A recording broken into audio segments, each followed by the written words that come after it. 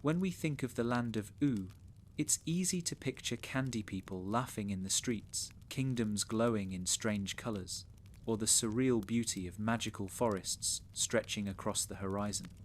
But before all of this, before princesses and vampires and cosmic battles, there was something far more familiar: Earth as we know it. Adventure Time never shows us this normal world in great detail, but scattered across the series are glimpses, fragments of a time when humanity thrived, technology advanced, and magic was little more than myth. To begin the history of Ooo, we must step back into this shadowed past, the world before the Mushroom War changed everything. The Earth before the war was strikingly similar to our own. This is hinted at through ruins, technology, and flashbacks. Simon Petrikov and Betty lived in a recognizable modern city, one with apartments, museums, and universities. They were academics, immersed in research, attending parties, and walking down streets filled with cars and people.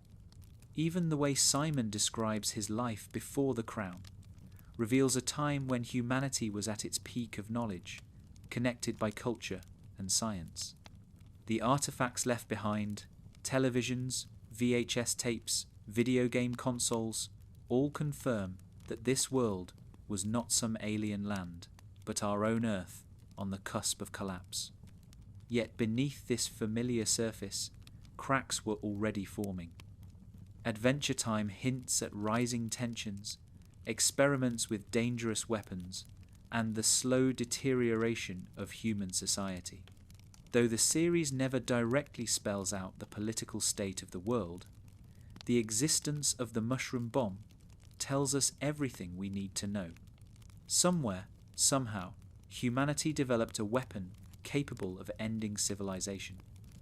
The name alone, mushroom bomb, evokes nuclear imagery, the mushroom cloud rising like a symbol of devastation. Whether it was created as a deterrent, as a weapon of conquest, or as a desperate act of survival, we never fully learn. What we do know is that its existence ensured humanity was walking toward its own destruction. Psychologically, this reflects a theme Adventure Time returns to again and again: the tendency of people to sow the seeds of their own downfall. The Land of Ooo is filled with characters who create problems for themselves. Princess Bubblegum's authoritarian streak, Magic Man's cruelty, Simon's obsession with the crown. On a larger scale, humanity mirrors this same flaw. With all their intelligence and culture, they still built the very weapon that would erase them. It's a sobering reminder that destruction often arises not from outside invaders, but from within. Symbolically, the pre-war Earth represents innocence, but not in the sense of purity. It is innocent in its ignorance of what is to come. Characters like Simon and Betty walk through their lives without realizing they stand at the edge of a cliff. This duality, familiarity, and fragility gives the world before its haunting quality. When we see fragments of it in flashbacks, they look so ordinary, yet we know what lies ahead.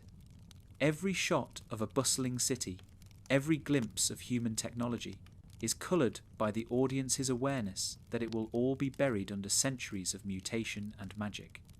The most striking window into this world is the story of Simon Petrikov. His arc gives us the most personal perspective on humanity before the fall. Simon was a scholar, an antiquarian who studied ancient artifacts, and Betty was his partner both in research and in life. Their story is framed not by political battles or military power, but by love, curiosity, and the pursuit of knowledge. This contrast is deliberate. By grounding the pre-war world in the intimate tragedy of Simon and Betty, Adventure Time avoids turning history into abstraction. Instead, it reminds us that when civilizations collapse, it is individuals, lovers, families, children who suffer most. Simon's discovery of the crown adds another layer to this fragile world. While the crown itself predates the Mushroom War, its arrival in Simon's life just before the apocalypse ties the two together symbolically. The crown represents magic intruding into the human world, a foreshadowing of what Ooo will become. When Simon first puts it on, he experiences visions, uncontrollable urges, and bursts of power. His deterioration parallels the deterioration of Earth itself. Just as Simon loses himself to the crown, humanity loses itself to its own creations, succumbing to forces it cannot control. The world before the war is also defined by absence, specifically, the absence of magic as a known reality. For the people of that time, magic was myth, relegated to stories or hidden artifacts. This is why Simon's discovery of the crown was so extraordinary. The fact that no one around him fully understood what it was reflects how far humanity had drifted from the forces that would later dominate Ooo. This gap between science and magic is one of the reasons the Mushroom War's aftermath feels so disorienting. Once the bomb fell, magic and mutation surged back into prominence, and humanity's technological dominance was swept away. Adventure Time is careful never to over-explain the world before. The fragments we see, through Simon's flashbacks, Marceline's memories, or the ruins scattered across Ooo, are deliberately incomplete. This narrative choice reflects how history often feels to those who live centuries later: patchy, mysterious, full of gaps. For the Candy citizens of Ooo, the idea that there was once a world of ordinary humans would likely sound as strange as a myth.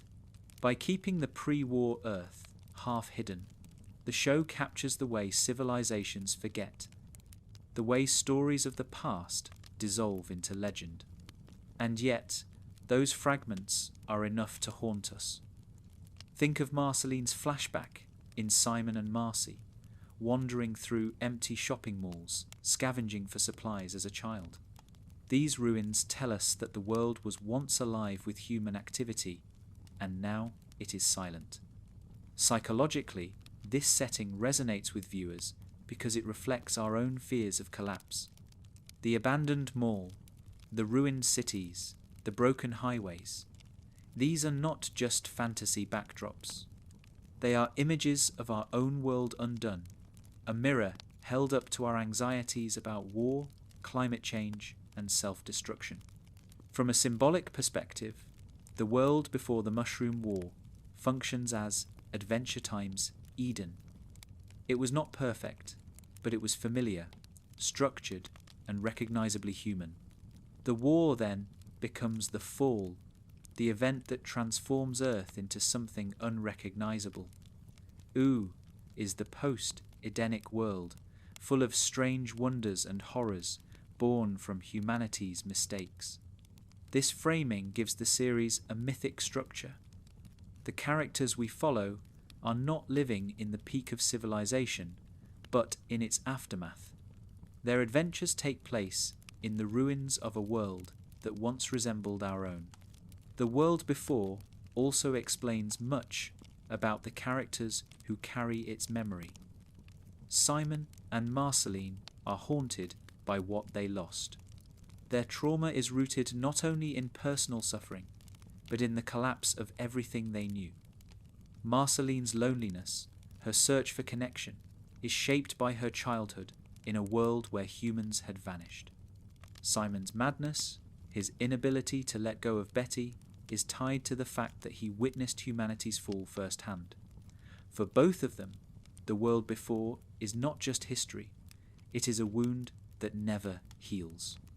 This is why the history of Ooo must begin here. The Land of Ooo did not simply appear, nor was it always a magical place. It was born from destruction, from the ashes of human civilization. The Candy People, the elemental kingdoms, the cosmic entities, all of them exist in a world shaped by that single event. The world before provides the contrast that makes Ooo so strange. Without it, we might think Ooo was always a place of magic and nonsense. But knowing that it was once our own earth makes every kingdom, every creature, every story carry deeper resonance. Ultimately, the world before the Mushroom War is a reminder of fragility. It shows us that civilizations, no matter how advanced, can fall. It shows us that love stories, like Simon and Betty's, can be torn apart by forces far beyond their control. It shows us that what seems ordinary today can become tomorrow's ruins, remembered only in fragments. And it sets the stage for everything that follows: the war, the rise of magic, the birth of Ooo itself.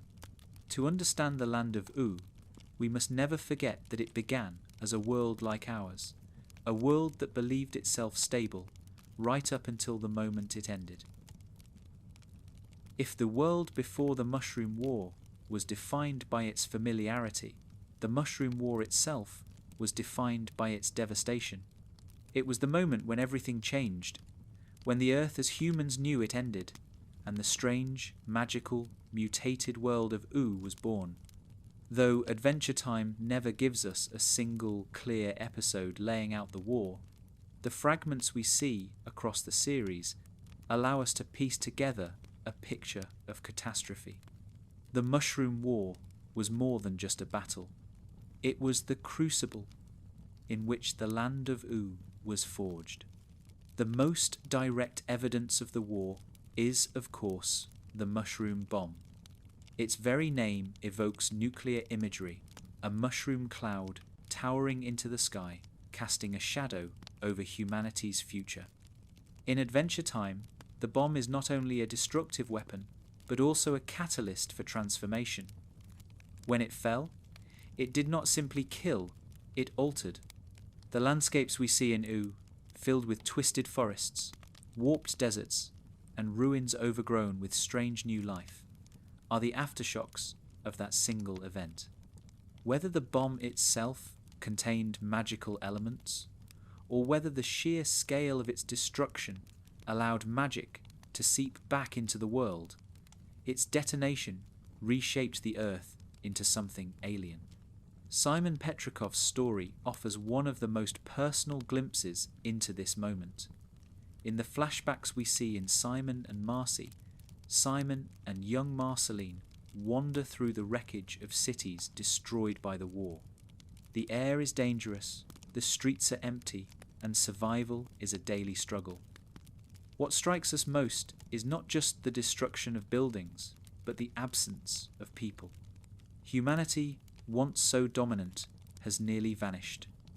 This is the psychological impact of the Mushroom War, a silence where there was once life, a void that feels heavier than any explosion. For Marceline, the war becomes the trauma that defines her childhood. She is a child in a dead world, scavenging toys and snacks from abandoned malls, trying to cling to small comforts while surrounded by loss. Her attachment to Simon, and later her complicated relationship with her father Hunson, all stem from this period of abandonment. Psychologically, the war imprints on her the fear of being left alone, a fear that shapes her relationships for centuries. For Simon, the war is equally defining. It is during this time that he begins to rely more heavily on the crown, trying to protect Marceline while slowly losing himself. His descent into the Ice King is intertwined with the war itself. Just as the world crumbles around him, his identity crumbles inside him. Symbolically, the Mushroom War represents the archetypal fall in Adventure Time's mythology. If the world before was Eden, the war is the expulsion. The moment when innocence is lost and a new, harsher reality takes over. This framing gives the war a mythic quality. It is not just an event, but a dividing line, the before and after of Oo's history. Everything that happens in the series, from Finn and Jake's adventures to the rise of cosmic entities, exists in the shadow of that war. The war also explains why Ooo looks the way it does. The strange mix of advanced technology and magical kingdoms scattered across the land is not random, but a direct consequence of the bomb. In some places, technology persisted. Ruins of factories, giant robots still patrolling wastelands, pieces of infrastructure half buried in the ground. In others, mutation took over, creating creatures like the Candy People, hybrids of biology and radiation. Magic, too, seemed to flourish after the war, either awakened by the destruction or allowed to return because humanity's dominance had been shattered. The world of Ooo is a patchwork because the Mushroom War tore the fabric of Earth apart and stitched it back together with threads of chaos. Psychologically, the war serves as a metaphor for generational trauma. Characters like Simon and Marceline carry direct memories of it, while others live in the world it created without fully understanding its origin.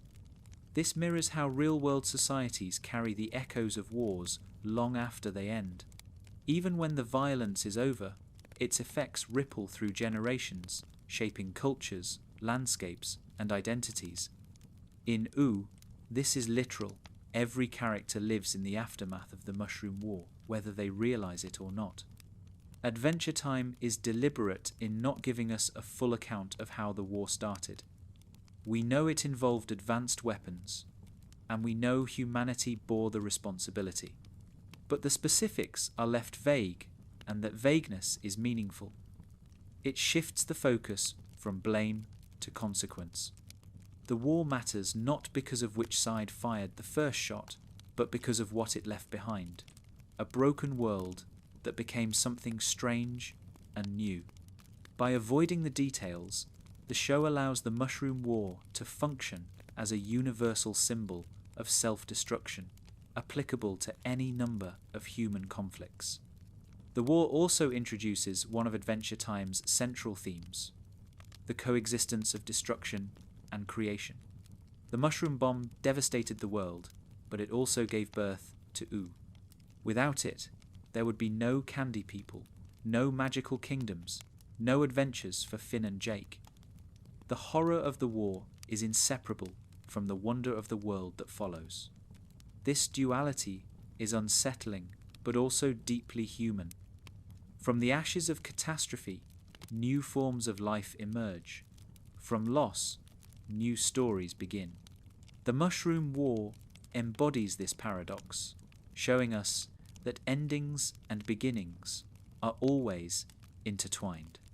From a symbolic lens, the mushroom bomb can even be seen as a twisted parallel to the Enchiridion or the Elementals. Where the Enchiridion holds wisdom and the Elementals embody balance, the bomb embodies humanity's hubris. It is an artifact of knowledge turned against itself. Simon, as a scholar, represents the pursuit of knowledge in its pure form. The bomb, as a weapon, represents knowledge corrupted by fear and violence. In this way, the war is not just physical destruction, but also the collapse of human values.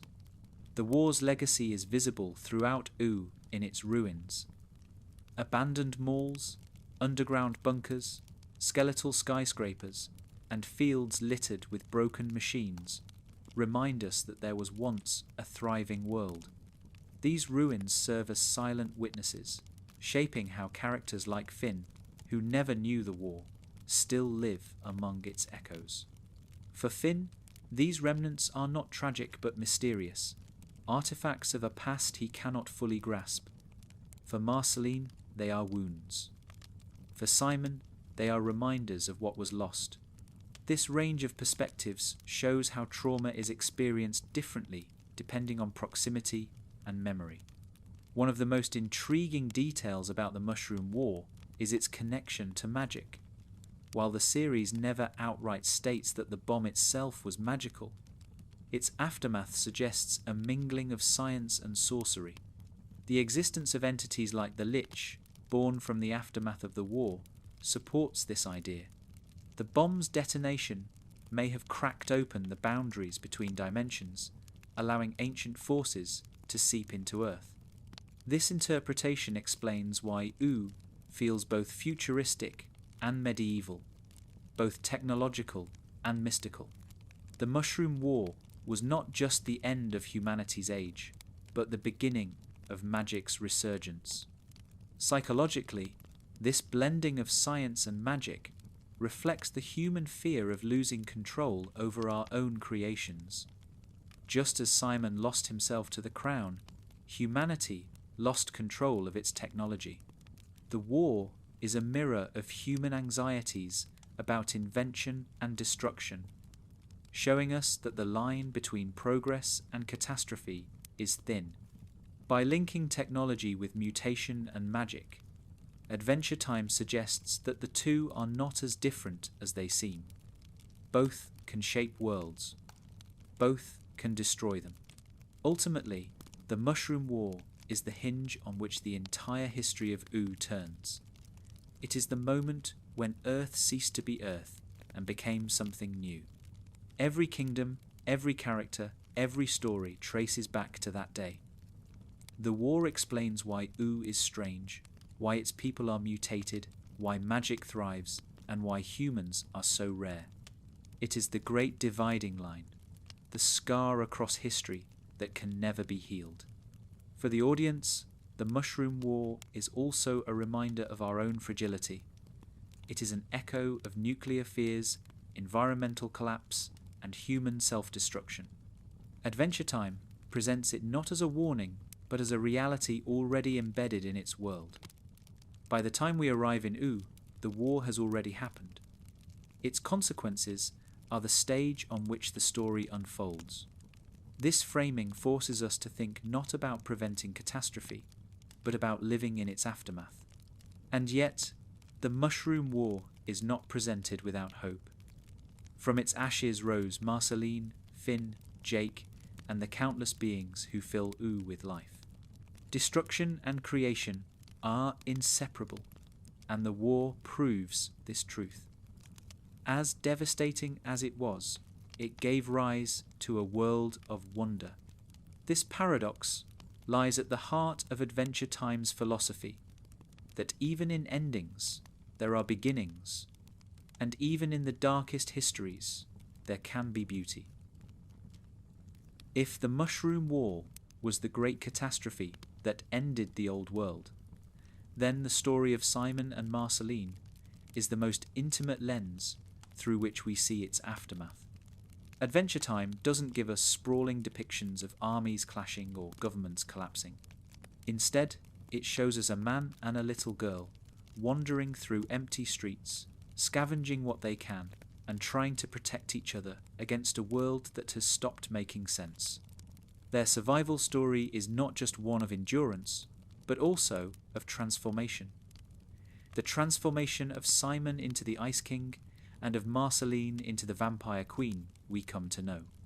When we first glimpse them in Simon and Marcy, the tone is haunting. Marceline is only a child, small and fragile, clutching at whatever scraps of normalcy she can find in a broken city. Simon, still himself, though already showing signs of the crown's influence, acts as her guardian. He scavenges food, comforts her, and tries to keep her safe, but the strain is visible. Every moment of care is shadowed by his growing instability. The tension is clear. Simon is fighting not only to protect Marceline from the external dangers of a ruined Earth, but also to protect her from himself. For Marceline, these days are formative in a way that explains so much of her character later in life. As a child, she is learning that love can be fleeting, that caretakers can vanish, and that safety is fragile. Psychologically, this is trauma in its purest form. Children who grow up in unstable environments often carry scars of abandonment, and Marceline is no exception. Her centuries-long struggle with loneliness, her fear of intimacy, and her anger at her father all trace back to these early days. She clings to Simon because he is all she has, but she knows, deep down, that she may lose him too. Simon's side of the story is equally tragic. He begins as a gentle, eccentric scholar, a man of knowledge rather than violence. But the world after the Mushroom War is not one that rewards scholarship. It demands survival. And for Simon, survival means using the crown. Every time he dons it, he risks losing himself a little more, hearing the whispers that push him toward madness. Yet without it, he would be powerless to protect Marceline. This is his psychological prison. To save the child he loves, he must sacrifice his own mind. His tragedy is not only that he becomes the Ice King, but that he knows he is becoming the Ice King and cannot stop it. Symbolically, their survival story is the bridge between the old world and Ooo.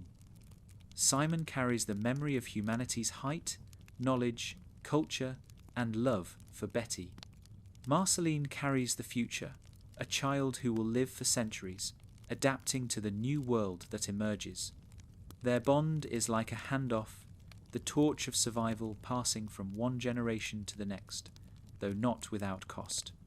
Simon loses himself, and Marceline loses him, but through their suffering, Ooo gains two of its most important figures.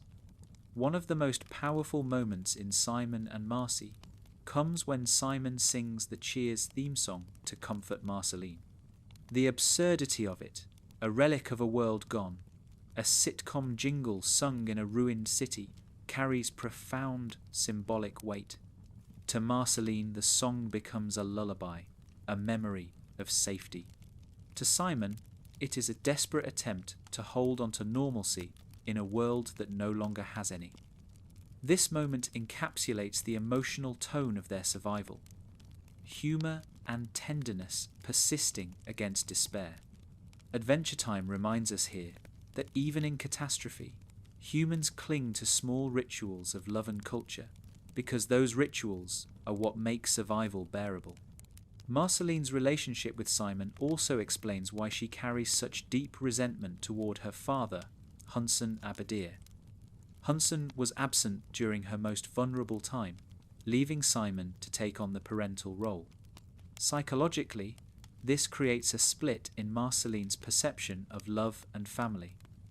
She adores Simon, even as he crumbles, because he stayed. She resents Hunson, even though he is powerful, because he left. This early dynamic shapes her for centuries. Her music, her sarcasm, her walls, all are ways of coping with that original abandonment. For Simon, Marceline is both salvation and burden. She gives him purpose in a world that has lost all structure, but she also becomes the reason he must keep using the crown. His love for her drives him forward, but that same love accelerates his fall. This paradox captures one of Adventure Time's central themes, that love is powerful, but it can also destroy. Simon's transformation into the Ice King is not the result of malice, but of devotion. He sacrifices himself for Marceline, but in doing so, he becomes someone she can no longer recognize. Their survival also illustrates the broader theme of resilience. Ooo is not just born from destruction, but from those who endure it. Simon and Marceline's wandering through ruined malls and abandoned streets shows us that even in the bleakest conditions, life persists. Marceline's survival is proof of this. Though she suffers, she grows, and she eventually becomes one of Oo's most powerful figures. Her music, her relationships, her fierce independence, all of these trace back to the resilience she learned as a child under Simon's care. The relationship also leaves a mark on the Ice King. Even in his madness, fragments of Simon's love for Marceline remain. This is why the Ice King sometimes shows moments of unexpected tenderness or nostalgia. Buried beneath the crown's influence is the memory of a man who once sang lullabies in a ruined city, who once carried a child on his shoulders through empty streets. These fragments surface occasionally, reminding us that the Ice King is not just a villain or a fool, but a man trapped by love and loss. Symbolically, Simon and Marceline's survival story represents the essence of Ooo, a blend of tragedy and wonder, loss and resilience. They are the human core of the apocalypse. Their suffering explains the world's strangeness, while their bond explains its heart. Without their story, Ooo would be just another post-apocalyptic fantasy. With it, Ooo becomes something more, a place where love and pain intertwine, where survival is not just about living, but about carrying memories into the future. Their survival also introduces the theme of inheritance. Marceline inherits Simon's love, but also his trauma. She inherits the resilience of surviving the war, but also the scars of abandonment. Psychologically, this reflects how trauma is passed from one generation to the next. Simon's pain does not end with him. It becomes part of Marceline's story, shaping her for centuries. This cycle mirrors the larger cycle of Ooo, where the trauma of the Mushroom War shapes every kingdom, every character, long after the bombs have stopped falling. Ultimately, Simon and Marceline's survival is not just a side story in the history of Ooo. It is the emotional centre of it. Their bond explains why Ooo is not just strange, but poignant, not just whimsical, but heartbreaking. Through them, we see the cost of the Mushroom War, not in statistics or battle maps, but in lullabies, scavenged meals, and the slow unravelling of a man's mind. Their survival is the bridge between the world before and the world after, and without it, the history of Ooo would have no soul. After the Mushroom War, Earth was no longer the world Simon and Marceline had once known. The bomb had torn apart the fabric of life itself, and in its place, something stranger and far more unpredictable began to grow. From the ashes of devastation, the familiar rules of nature were rewritten. Technology lay in ruins. Humanity dwindled, but the land itself seemed to crack open and breathe out new forms of existence. This is when the Land of Ooo truly began to take shape, forged in the chaotic mingling of radiation, magic, and mutation. When we look at Ooo during Finn and Jake's era, the strangeness feels whimsical, candy people walking around, talking hot dogs, rainicorns streaking across the sky. But when we remember its origins, these sights become eerie. They are the long shadows of the Mushroom War. The candy citizens of Princess Bubblegum's kingdom may be cheerful, but they are products of mutation and magic.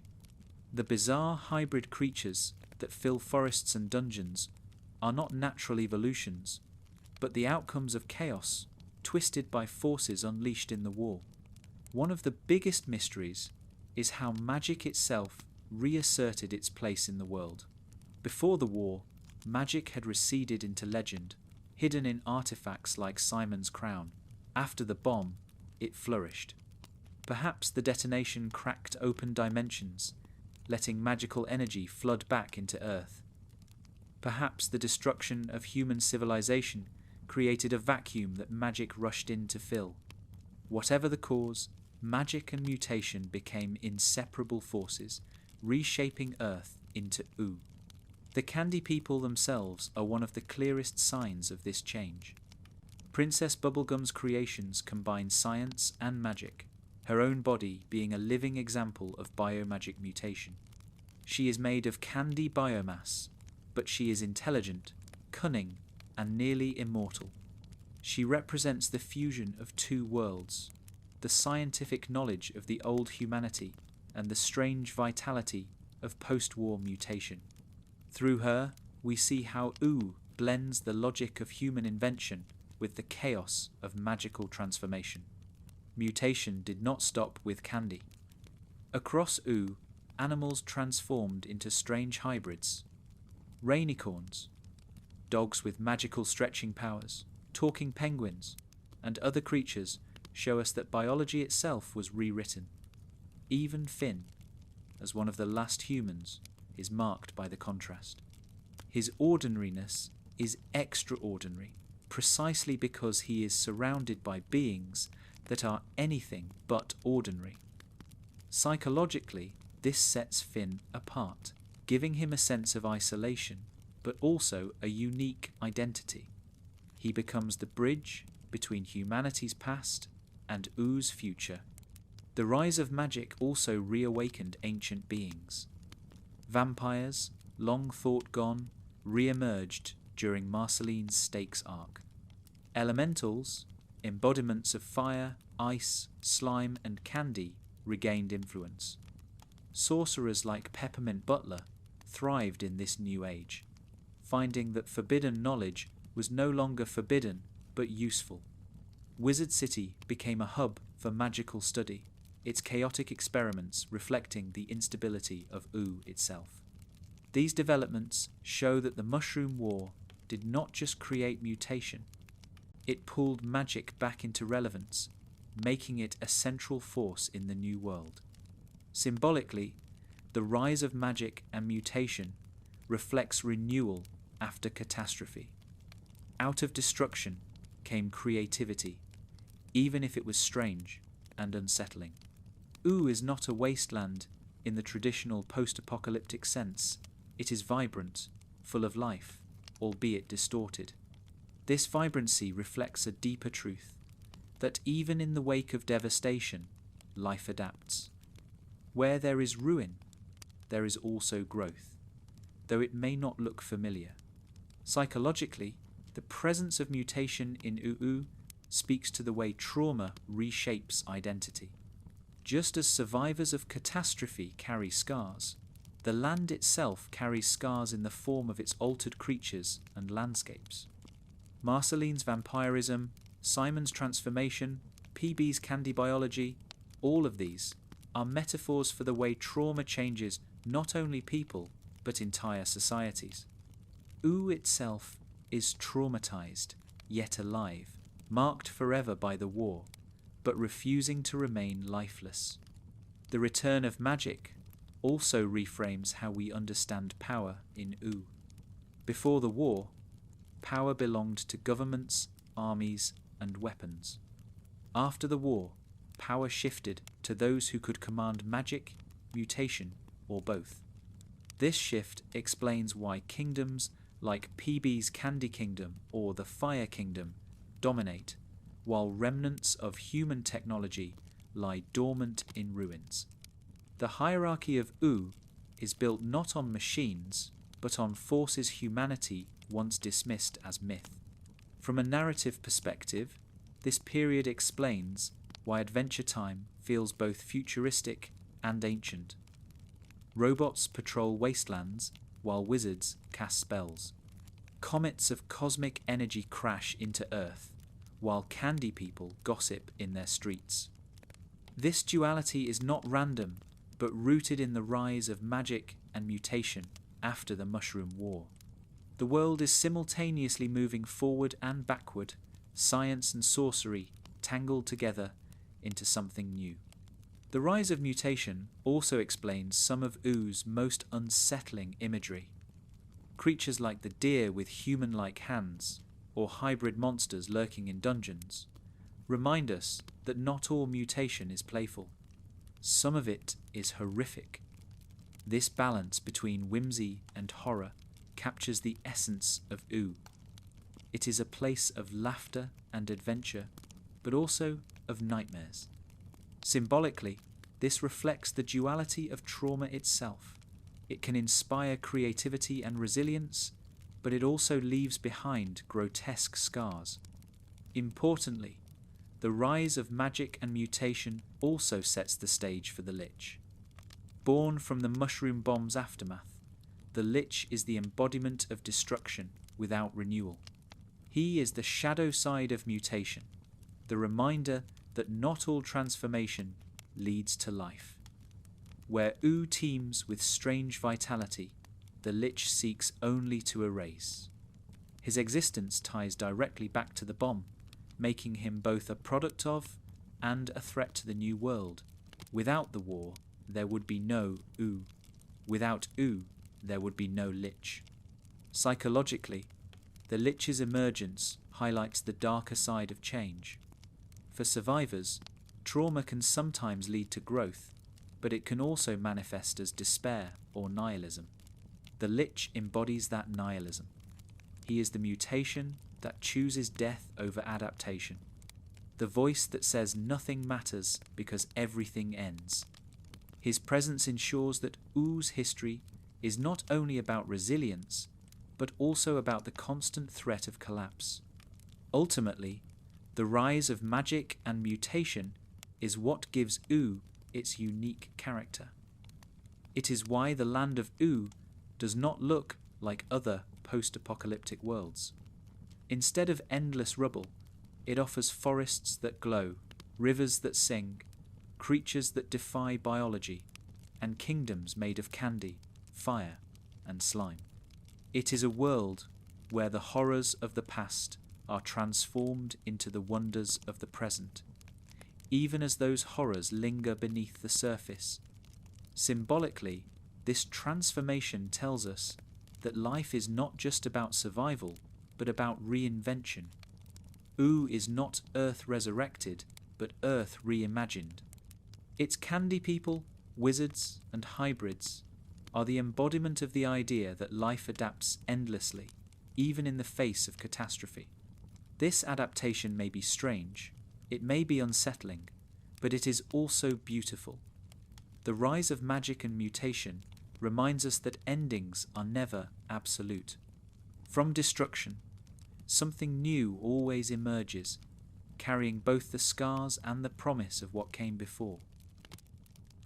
As the Land of Ooo took shape in the centuries after the Mushroom War, it became clear that magic and mutation alone were not the only forces guiding its destiny.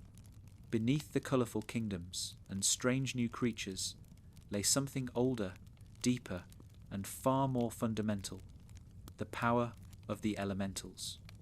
These beings, embodiments of candy, slime, fire, and ice, were not mere rulers or wizards. They were primal forces, the scaffolding upon which Ooo itself was balanced. To understand Oo's history, we must look to the elementals, because they reveal that the world was not just rebuilt after the war, but rebalanced around powers as ancient as the earth itself. The most obvious of the elementals in the modern era is Princess Bubblegum, the candy elemental. Her creation was strange and seemingly accidental.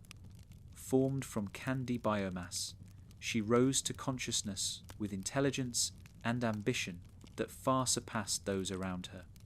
Yet, in hindsight, her existence feels inevitable. She was not just a candy person among candy people, but the embodiment of the entire candy element, destined to rule and to shape Oo's future. This destiny explains why she consistently holds her kingdom together, despite rebellions, wars, and political challenges.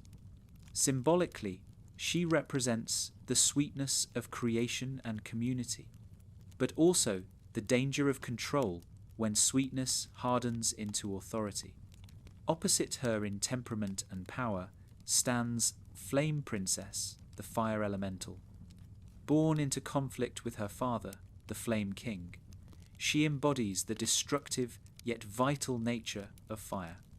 Her temper and instability in her early appearances reflect the volatility of her element, but over time she grows into a more balanced leader. Fire is not only destruction, but also transformation, and Flame Princess's arc mirrors that truth. She learns to direct her fury, to burn away corruption while leaving room for new growth. Through her, the elemental balance of Ooo finds its force of change and passion. The slime elemental is perhaps the least flashy, but no less important.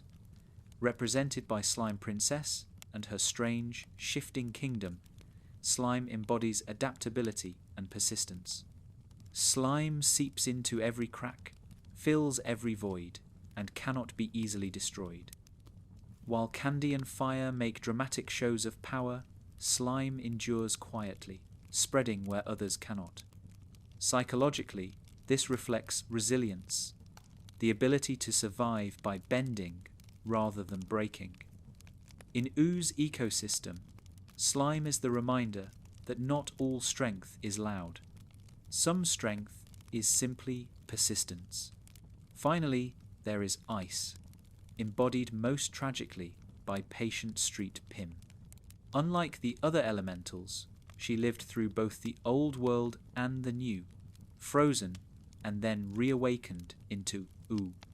Her bitterness and cruelty stem from this displacement, a symbol of how ice, unlike fire or candy, isolates. Ice freezes not only the world, but the heart, locking things away instead of letting them flow. Patience's actions, her manipulations, her cold ambition, reflect the dangers of stasis. Ice is preservation, but also paralysis. The interactions among the elementals shape Oo's history in ways both subtle and direct. They are not just individuals, but archetypes, representing balance and imbalance in equal measure. When candy overextends, as with PB's authoritarian streak, fire rises in opposition. When fire threatens to consume, ice resists. When ice freezes too tightly, slime seeps in, softening the edges. This dynamic makes Oo's conflicts feel less like random chaos and more like echoes of a deeper pattern. Adventure Time presents this elemental balance not as a rigid system, but as a living cycle, always shifting but never disappearing. Symbolically, the elementals represent the four ways societies respond to catastrophe. Candy is community and reconstruction, building order out of chaos. Fire is anger and revolution, burning away what cannot last. Slime is adaptability, the ability to survive by flowing with change. Ice is fear and control, the attempt to preserve the past at any cost. Together, they reflect the psychological responses of both individuals and cultures after trauma. The Mushroom War may have shattered the world, but the elementals embody the ways that world rebuilt itself through sweetness, fury, resilience, and preservation. Psychologically, each elemental also mirrors the inner struggles of the main characters. Finn's idealism and need for belonging echo Candy. His bursts of rage and passion connect with fire. His ability to endure hardship reflects Slime, and his moments of detachment or coldness resonate with ice.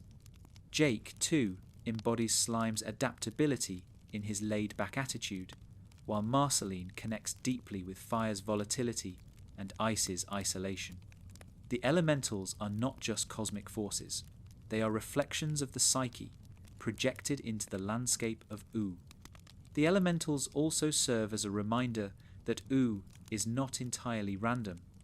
While it often feels like a playground of absurdity, there is an order beneath the nonsense. The existence of these four pillars suggests that the universe has a framework, even if it is not always visible.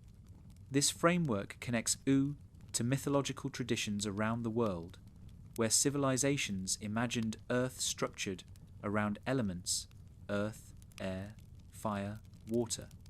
Adventure Time twists this idea into its own surreal version: candy, slime, fire, and ice. Whimsical as they may seem, they carry the same weight as their ancient counterparts. The elemental's influence is most visible in times of crisis. During the Stakes arc, when Marceline confronts her vampirism, the elemental balance is disturbed by the return of ancient predators. In the final seasons, when Gumbald rises against PB, the struggle once again mirrors the tension between Candy's order and fire's volatility, with slime and ice caught in between. Even the arrival of GOLB, a force outside the elemental system, highlights the importance of their balance.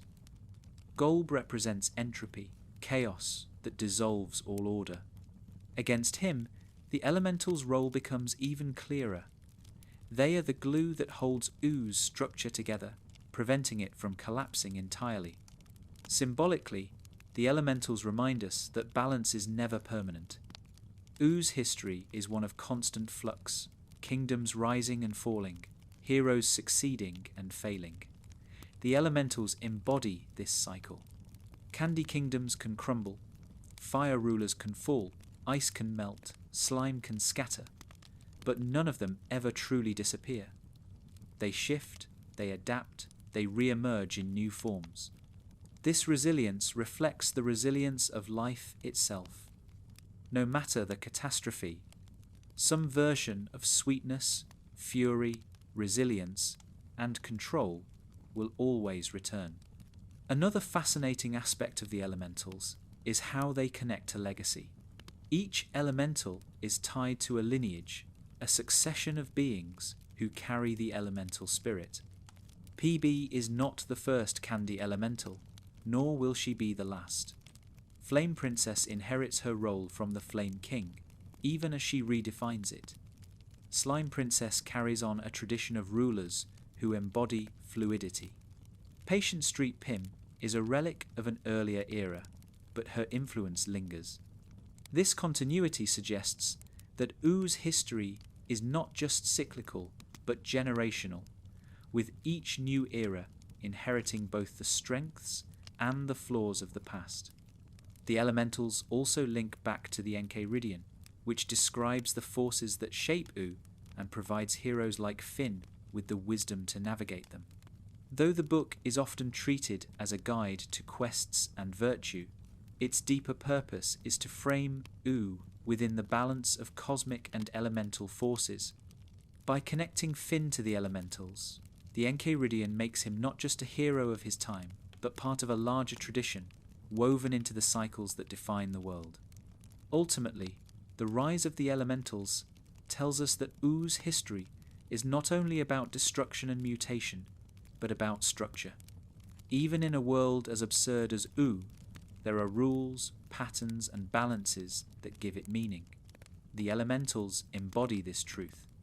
They show us that after catastrophe, the world does not descend into pure chaos.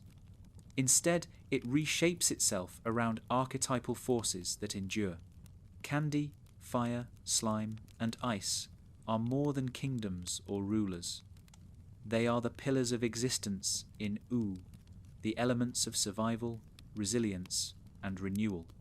And so, when we look at Oo's strange patchwork of candy people, fire creatures, slime monsters, and frozen ruins, we are not seeing randomness. We are seeing the work of the elementals, shaping the land in their image. Their story is Oo's story, because without them, the world would not hold together.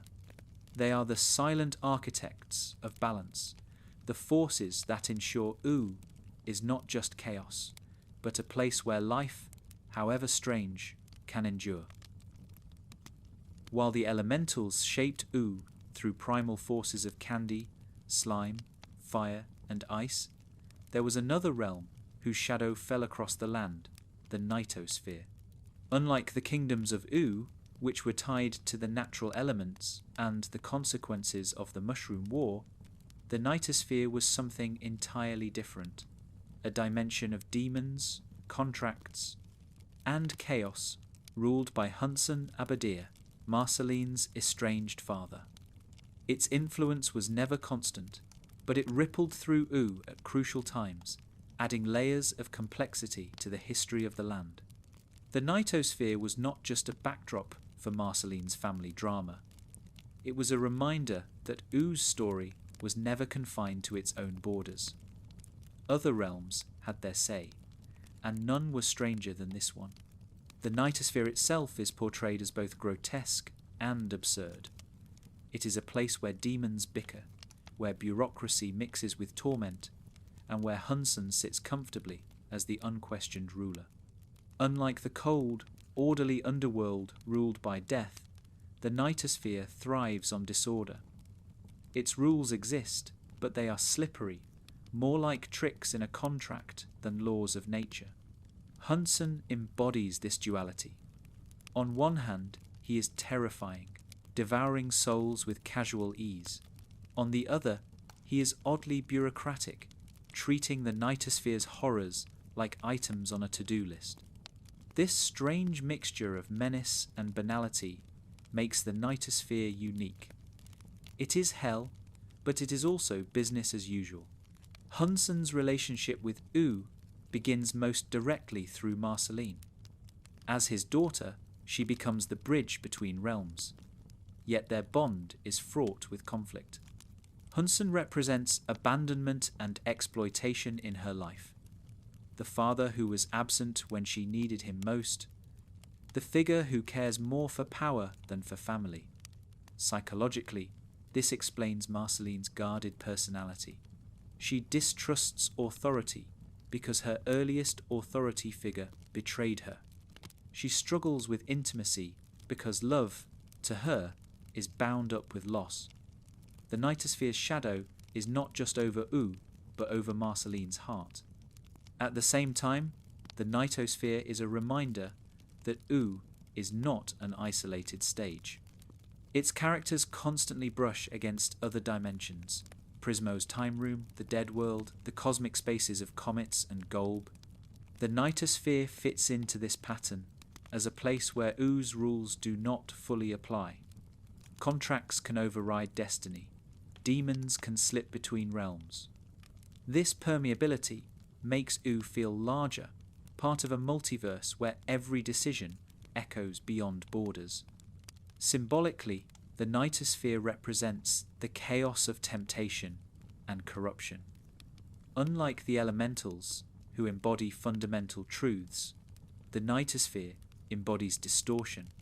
It is the whisper that says power is worth any cost, the trickster's grin that hides a trap. Hunson's deals exemplify this. He does not conquer Ooo with armies. Instead, he tempts, bargains, and manipulates, drawing others into his influence by exploiting their desires. This reflects a deeper truth about corruption. It often does not arrive through brute force, but through persuasion and compromise. One of the most revealing episodes is when Finn and Jake travel into the nightosphere. There, they are overwhelmed by its chaos. Demons demanding attention, rules that seem arbitrary, and dangers at every turn. Their confusion mirrors the audience's. Unlike Ooo, which operates on a balance of forces, the nightosphere resists comprehension. Its influence on Ooo is therefore destabilizing. Whenever it intrudes, it throws off balance, forcing heroes to respond to rules they cannot fully understand. For Marceline, the nightosphere is more personal. Her songs often allude to the pain of her relationship with Hunson. She is torn between rejecting him and acknowledging the part of herself that comes from him. Psychologically, this is the struggle of children who inherit traits from parents they do not admire. Marceline inherits power from Hunson, but she resents the source. This tension explains her long journey of self-acceptance. To embrace who she is, she must find a way to carry both her mother's humanity and her father's demonic legacy. The nightosphere is not just a place she visits, it is part of her identity. From a narrative standpoint, the nightosphere also provides adventure time with one of its most fascinating contrasts. Ooo is often silly and bright, filled with candy colours and cheerful absurdities. The nightosphere, by comparison, is dark and grotesque, filled with screaming demons and soul-devouring monsters. Yet both are treated with the same irreverent humour. Just as Ooo contains horror beneath whimsy, the nightosphere contains comedy beneath terror. This tonal consistency is one of Adventure Time's greatest strengths, and it shows that even the darkest parts of its world can be approached with laughter. The influence of the nightosphere also extends into the political dynamics of Ooo. Hunson may not rule any of Oo's kingdoms, but his power is undeniable. His ability to cross into Ooo and exert influence shows that the boundaries between dimensions are not impermeable. This permeability becomes increasingly important in the series' later arcs, where GOLB and other cosmic forces also breach into Ooo. The Nightosphere is the early warning that Ooo is never safe from outside interference. Psychologically, the Nightosphere can be seen as the intrusion of unresolved trauma into daily life. Just as Marceline cannot escape her father's shadow, Ooo cannot entirely seal itself off from other realms. The Nightosphere reminds us that no matter how much one tries to build order, PB with her Candy Kingdom, Finn and Jake with their heroism, chaos always has a way of leaking through. Hunson does not need to conquer Ooo outright. His existence ensures that Ooo can never be entirely free of his shadow. Symbolically, Hunson himself represents power divorced from responsibility. He loves Marceline in his way, but his love is always filtered through his selfishness. His power is undeniable, but he uses it without care for others. This makes him a cautionary figure. In the history of Ooo, he is not the greatest villain, nor is he the greatest saviour. Instead, he is the reminder that power without compassion corrodes relationships, families, and even entire realms. Yet, it would be wrong to paint the Nightosphere only as a place of despair. Like everything in Adventure Time, it contains nuance. The Nightosphere is grotesque, yes, but it is also absurd, comical, even oddly functional. Its demons squabble like bureaucrats, its contracts follow peculiar rules, and Hunson's rulership, while terrifying, is consistent. This nuance reflects the series' refusal to reduce anything to simple categories of good or evil. The Nightosphere is not just hell. It is a realm with its own logic, strange as it may be. In the grand sweep of Oo's history, the Nightosphere is not the central force, but its influence is undeniable. It explains Marceline's complexity, provides contrast to Oo's whimsical tone, and foreshadows the role of other dimensions in shaping the world. It is a reminder that Ooo does not exist in isolation, that its history is intertwined with realms that defy its logic. The Nightosphere's shadow falls across Ooo not as a constant presence, but as an occasional storm, disruptive, frightening, and transformative. Ultimately, the age of Nightosphere influence is the period when Ooo learned that its battles were not just with itself. Its kingdoms and heroes had to contend with forces from beyond, forces that operated according to rules they did not fully understand. For Marceline, this meant reconciling with her father. For Finn and Jake, it meant navigating chaos with courage and humour. For Ooo as a whole, it meant accepting that its history would always be shaped by dimensions beyond its borders. And in that acceptance, Ooo became not just a land of candy and magic, but part of a larger, stranger cosmos. When the Mushroom War ended and the Earth was reshaped by mutation and magic, new societies began to rise from the ruins. Among the strangest and yet most enduring was the Candy Kingdom. At first glance, the Candy Kingdom seems like the most whimsical of Oo's realms. Brightly coloured citizens, a ruler made of bubblegum, and a cityscape that looks more like a child's dream than the aftermath of apocalypse. But beneath the sugar-coated surface lies one of the most fascinating and complex stories in Oo's history. The rise of the Candy Kingdom is not just about candy people living in harmony. It is about science, power, resilience, and the delicate balance between compassion and control. The kingdom begins with Princess Bubblegum, the candy elemental, and the founder of its society. Her very existence is a product of mutation, a consciousness born out of candy biomass.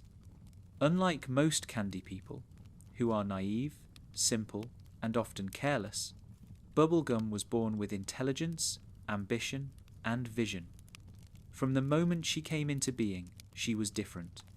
She was not content to simply exist.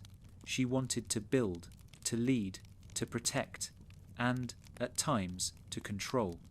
The Candy Kingdom is, in many ways, less a kingdom of candy people, and more an extension of Bubblegum herself, her mind, her will, her vision for order in a chaotic world.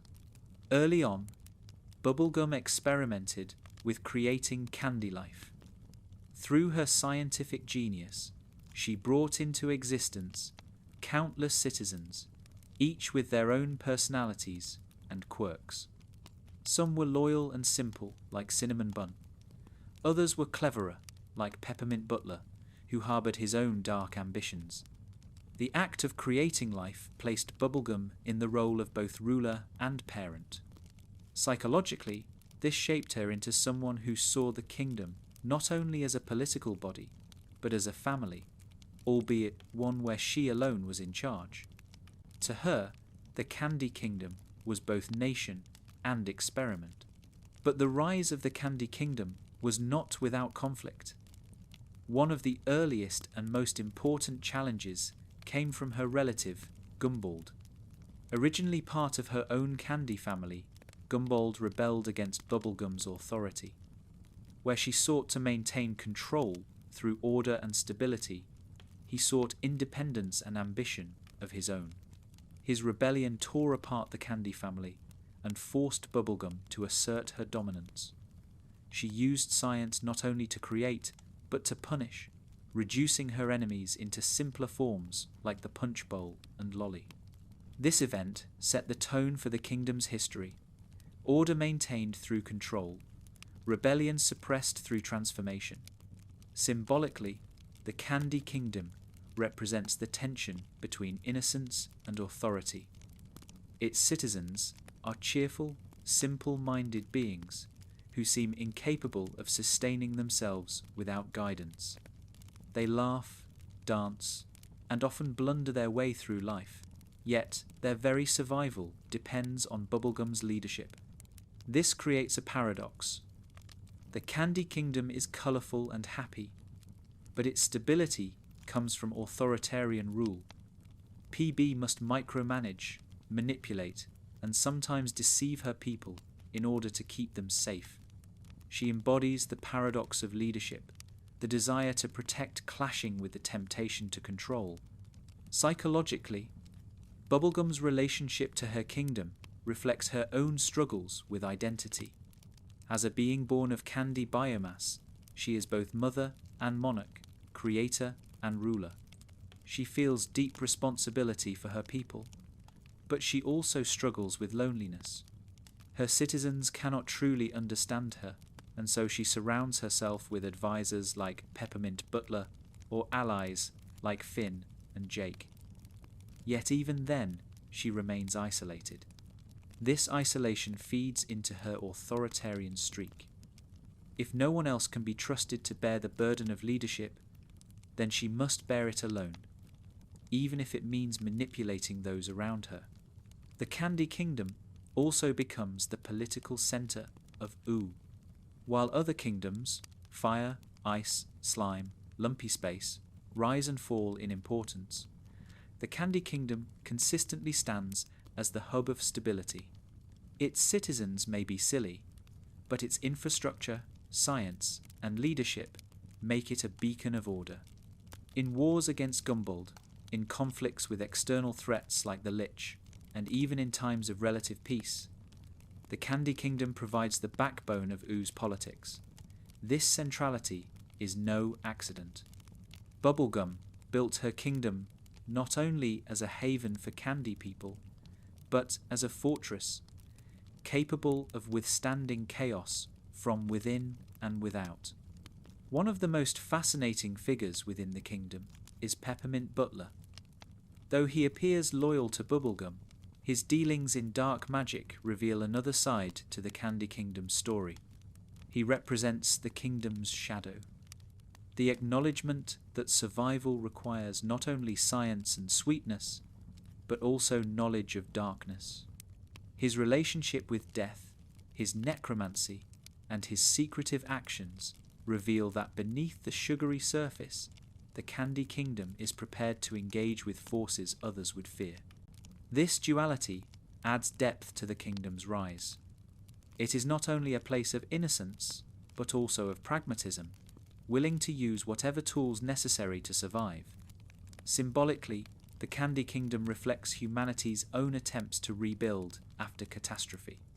Just as real-world societies emerge after war or disaster, seeking order in chaos, the Candy Kingdom emerges after the Mushroom War as a bubble of stability. Its citizens represent innocence reborn, while bubblegum represents the harsh truth that innocence alone cannot survive. Order requires leadership, sacrifice, and, at times, compromise of ideals. This duality makes the Candy Kingdom one of the richest symbols in Adventure Time. From a narrative perspective, the Candy Kingdom also provides contrast to the rest of Ooo. Where the Fire Kingdom is volatile, the Ice Kingdom isolated, and the Nightosphere chaotic, the Candy Kingdom is grounded. Its bright colours and cheerful citizens offer comic relief, but its politics and conflicts provide some of the series' most serious drama.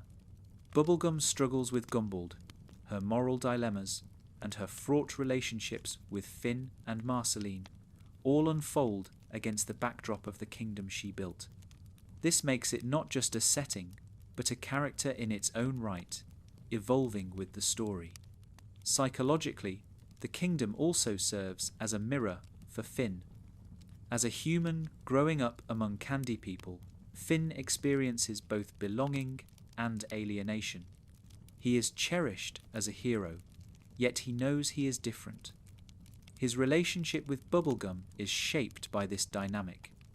She is both a ruler he admires and a figure he cannot fully reach.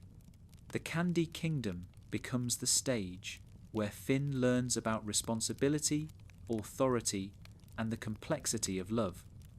Without it, his journey as a hero would lack the grounding that shapes his growth. The rise of the Candy Kingdom also foreshadows Oo's later conflicts. Its reliance on Bubblegum makes it vulnerable to her flaws.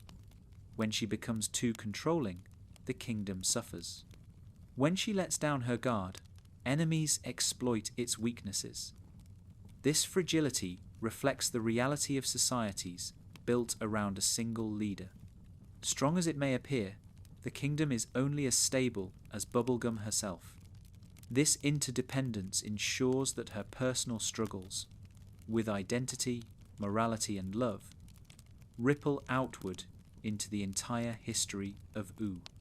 Ultimately, the Candy Kingdom's rise is one of the defining moments in Oo's history. It represents humanity's impulse to rebuild after disaster, the need for order in chaos, and the dangers of authority unchecked. It is both whimsical and serious, innocent and authoritarian, fragile and enduring. Its citizens may look like sweets, but their story is as weighty as any in Adventure Time. Through the Candy Kingdom, the history of Ooo gains both its brightest colours and its darkest shadows, all tied to the vision and flaws of its enigmatic ruler, Princess Bubblegum.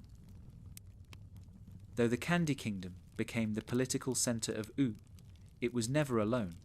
Across the land, other kingdoms rose, each shaped by their own rulers, histories, and elemental forces. To understand the entire history of Ooo, we must widen our gaze beyond Princess Bubblegum's realm and look at the strange patchwork of kingdoms that defined the landscape. Each kingdom is more than a setting. It is an expression of a philosophy, a temperament, a way of surviving in a world remade by war, mutation, and magic. The Ice Kingdom stands as one of the most enduring realms. It is a land of snow and jagged glaciers, ruled for centuries by the Ice King, Simon under the Crown's thrall. Unlike the Candy Kingdom, the Ice Kingdom is not built on citizens or community, but on isolation. Its cold emptiness mirrors Simon's own loneliness. His desire for companionship always colliding with the madness that drives others away. Symbolically, the Ice Kingdom represents stasis, a frozen world, preserved but lifeless, caught between memory and madness. Psychologically, it is Simon's inner landscape made real, a kingdom of beauty and tragedy, where his yearning for love manifests as endless kidnappings of princesses. The Ice Kingdom reminds us that not all rulers build societies. Some build prisons of the self. In contrast, the Fire Kingdom burns with vitality and danger, ruled first by the Flame King and later by Flame Princess. It embodies volatility. Its people are fiery in both temperament and biology, quick to anger, quick to destroy, but also capable of deep loyalty and transformation. The Fire Kingdom's politics are riddled with betrayal, imprisonment, and the heavy weight of inheritance. Flame Princess, born into a family that sought to use her as a weapon, struggles to define her own rule. Symbolically, the Fire Kingdom represents destruction as potential, a fire that can consume or cleanse, depending on who wields it. Psychologically, it reflects the struggle of children to break free from the legacies of their parents, to burn away what is toxic while holding on to what is vital. Then there is the Slime Kingdom, a less dramatic but no less telling realm. Governed by Slime Princess, it often seems comical, with rulers who are silly, indecisive, or outright absurd. Yet slime, as an element, is persistent. It seeps, it spreads, it endures. The Slime Kingdom may not be glamorous, but it represents adaptability. Its citizens are ever-changing, flowing into new forms, refusing to be destroyed. Psychologically, slime reflects resilience through flexibility. It does not resist destruction with walls or armies, but by refusing to remain static. In Oo's broader history, the Slime Kingdom reminds us that survival is not always loud or dramatic. Sometimes it is simply the quiet refusal to vanish. Lumpy Space, another notable realm, exists almost in parody of itself. Ruled by Lumpy Space Princess's parents, it is a kingdom where melodrama reigns supreme. Its floating, lumpy citizens embody adolescence in exaggerated form, toilver, full of ego, insecurity, and constant conflict. Though comical, Lumpy Space holds symbolic weight. It represents the stage of transition, the chaos of growing pains made into a kingdom. For Lumpy Space Princess, it is both home and prison, a place she rebels against but can never fully leave behind. Psychologically, Lumpy Space is the embodiment of immaturity, yet also of potential, lumps that may eventually smooth out, or perhaps remain lumps forever. Other Kingdoms.oo's map, each adding texture to its history. The Hot Dog Kingdom, absurd in its simplicity, reveals the sillier side of mutation. The Breakfast Kingdom, with rulers like Toast Princess, embodies whimsy at its peak. The Rock Kingdom and its stony citizens show the endurance of even the most rigid life. These smaller kingdoms may not hold the political weight of Candy or Fire, but they remind us that Ooo is a mosaic, not a monolith. Each kingdom, no matter how minor, adds a piece to the larger picture of a world built on diversity, mutation, and imagination. Wizard City deserves special mention. Unlike the elemental kingdoms, it is not ruled by a single monarch, but by a culture of magic users. It thrives on experimentation, chaos, and competition. Wizards in Adventure Time are rarely stable. They are eccentric, dangerous, and often foolish. Yet Wizard City provides them with a hub, a place to congregate and learn. Symbolically, Wizard City represents knowledge untamed, curiosity without restraint, power without guidance. Psychologically, It reflects the dangers of obsession, where pursuit of mastery leads to madness. In the broader history of Ooo, Wizard City is both vital and volatile, a place where magical innovations shape the world even as they threaten it. The existence of so many kingdoms highlights Adventure Time's central theme, that Ooo is defined by difference. No two kingdoms are alike. Some are authoritarian, like the Candy Kingdom. Some are volatile, like the Fire Kingdom. Some are lonely, like the Ice Kingdom. Some are absurd, like Lumpy Space. This variety makes Ooo feel alive, unpredictable, and endlessly rich. It also shows us that survival after the Mushroom War did not produce a single model of society. Instead, it produced a kaleidoscope of responses, each reflecting different values and flaws. Psychologically, the kingdoms can be seen as facets of the human psyche. The Ice Kingdom is depression and isolation. The Fire Kingdom is rage and passion. The Candy Kingdom is order and control. The Slime Kingdom is adaptability. Lumpy Space is immaturity and self-absorption. Together, they form a map of the mind projected onto the land. This interpretation deepens our understanding of Ooo. It is not only a physical world, but a symbolic one, where landscapes mirror inner states. The relationships between kingdoms also drive much of Oo's history. Wars and alliances, betrayals and reconciliations shape the balance of power. PB's conflicts with Gumbald, the Flame King's imprisonment of his daughter, the Ice King's endless meddling, all of these reveal that kingdoms are never isolated. Their rulers' choices ripple outward, affecting not only their citizens but all of Ooo. This interconnectedness mirrors real-world politics, where no nation exists in a vacuum. In Ooo, as in our world, history is the story of relationships as much as it is the story of individuals. Symbolically, the coexistence of so many different kingdoms reflects resilience after catastrophe. After the Mushroom War, Earth could have remained a wasteland. Instead, it blossomed into 1,000 strange societies. Some are fragile, some are foolish, some are terrifying, but all of them endure. This endurance is the essence of Ooo. No matter how strange or unstable, its kingdoms prove that life finds a way to persist, to create, to imagine new forms of community. In the grand story of Oo's history, these kingdoms remind us that survival is not uniform. It takes many shapes, some tragic, some comical, some inspiring. Together, they form the fabric of the Land of Ooo, a world born from ruin but sustained by diversity. The kingdoms may rise and fall, their rulers may fail or succeed, but the mosaic endures. And in that mosaic, we see the true legacy of Ooo.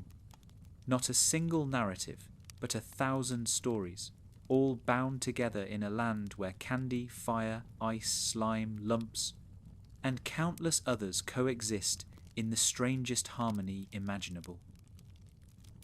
With kingdoms rising across the land of Ooo, candy, fire, ice, slime, and countless others, the stage was set for a new chapter in its history. Into this world, still echoing with the scars of the Mushroom War and the chaos of elemental forces, came two figures whose adventures would define an age: Finn the human and Jake the dog. Their era was not only about battles fought or kingdoms defended, but about what it meant to live, grow, and search for meaning in a land born from destruction. The era of Finn and Jake is, in many ways, the heart of Adventure Time's story, the period when Oo's wild magic collided with the courage, humour, and flaws of two unlikely heroes. Finn's presence is remarkable from the start because of what he represents: humanity's persistence. By the time of his birth, humans had nearly vanished from the surface of Ooo, retreating to isolated colonies, like the one hidden beneath the sea. Finn, living openly among candy people, fire creatures, and wizards, is an anomaly. He is fragile compared to most of Oo's beings, yet his humanity is also his strength. Psychologically, Finn's role as the last human fuels his determination. He wants to prove that he belongs, that humans can still matter in a world where they are all but gone.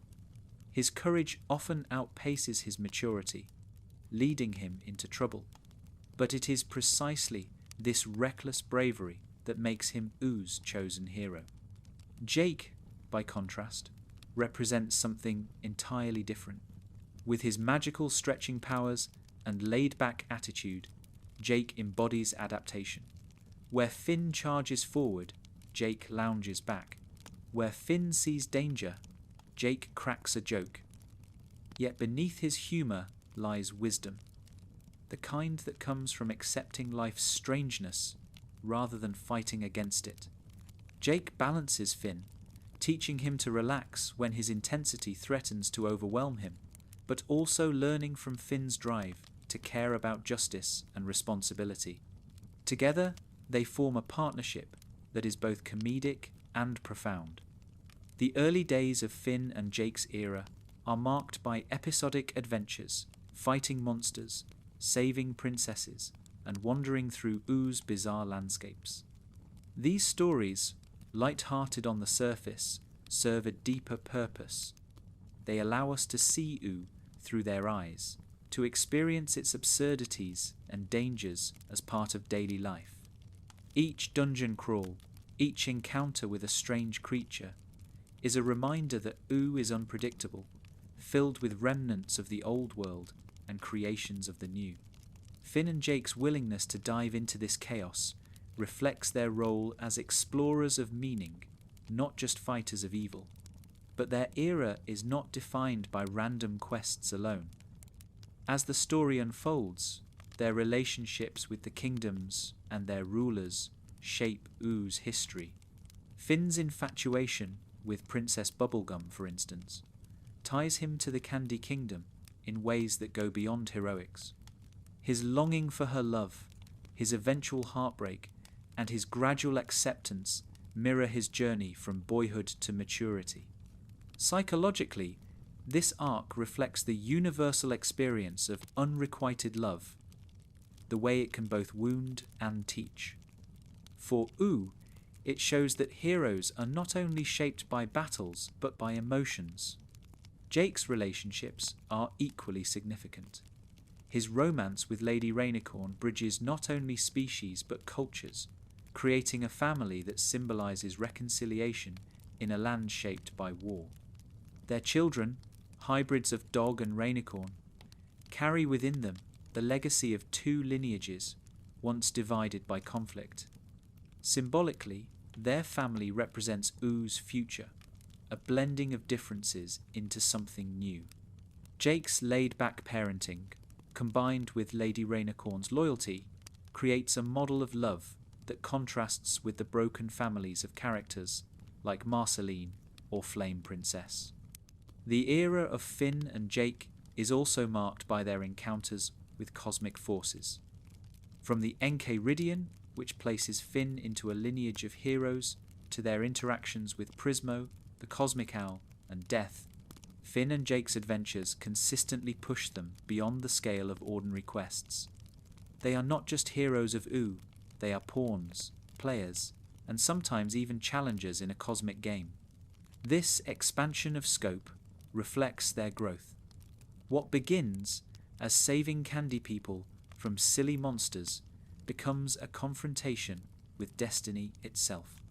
Symbolically, their journeys show that even the smallest heroes can brush against eternity. Psychologically, Finn's arc during this era is one of identity. He struggles with questions no sword can answer. Who is he, if not the last human? What does it mean to be a hero when some problems cannot be solved by force? These struggles lead him through heartbreak with Flame Princess, existential crises in episodes like The Hall of Egress, and confrontations with his own darker mirror in Fern. Each trial peels back another layer of his humanity, forcing him to grow not only as a warrior, but as a person. Jake's psychological journey is different, but no less important. His arc explores acceptance of mortality and the search for peace. From his early carelessness to his eventual calm confrontation with his own death in Together Again, Jake's story is about embracing the impermanence of life.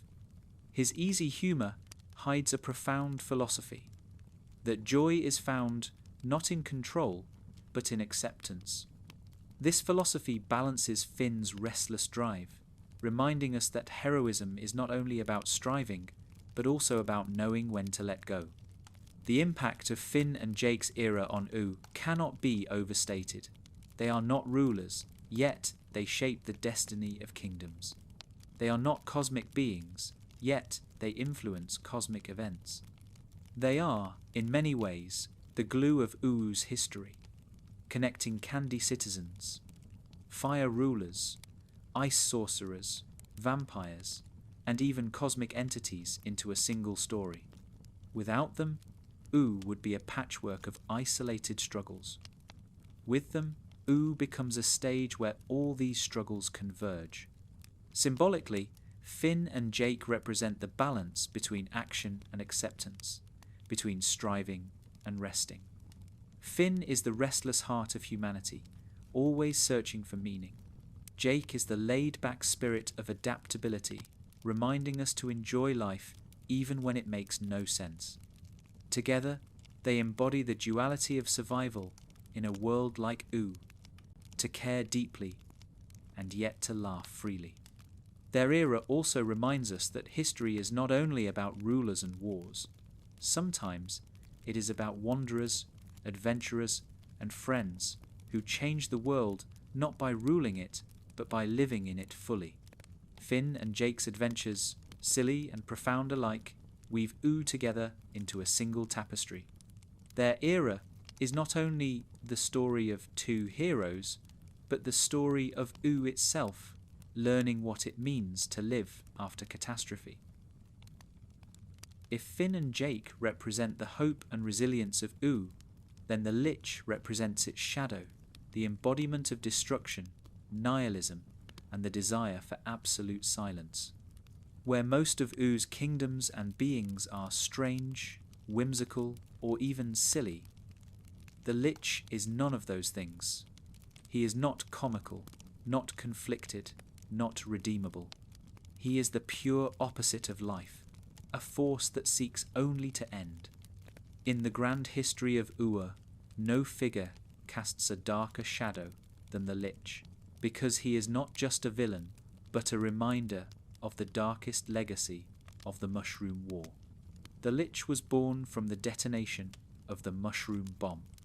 When the weapon fell and tore the world apart, the bomb's magical corruption manifested as this skeletal figure. In this sense, the Lich is not only a character, but a symbol. He is the war's echo, the personification of death without renewal. Ooo, in all its colour and variety, arose from the ashes of the war.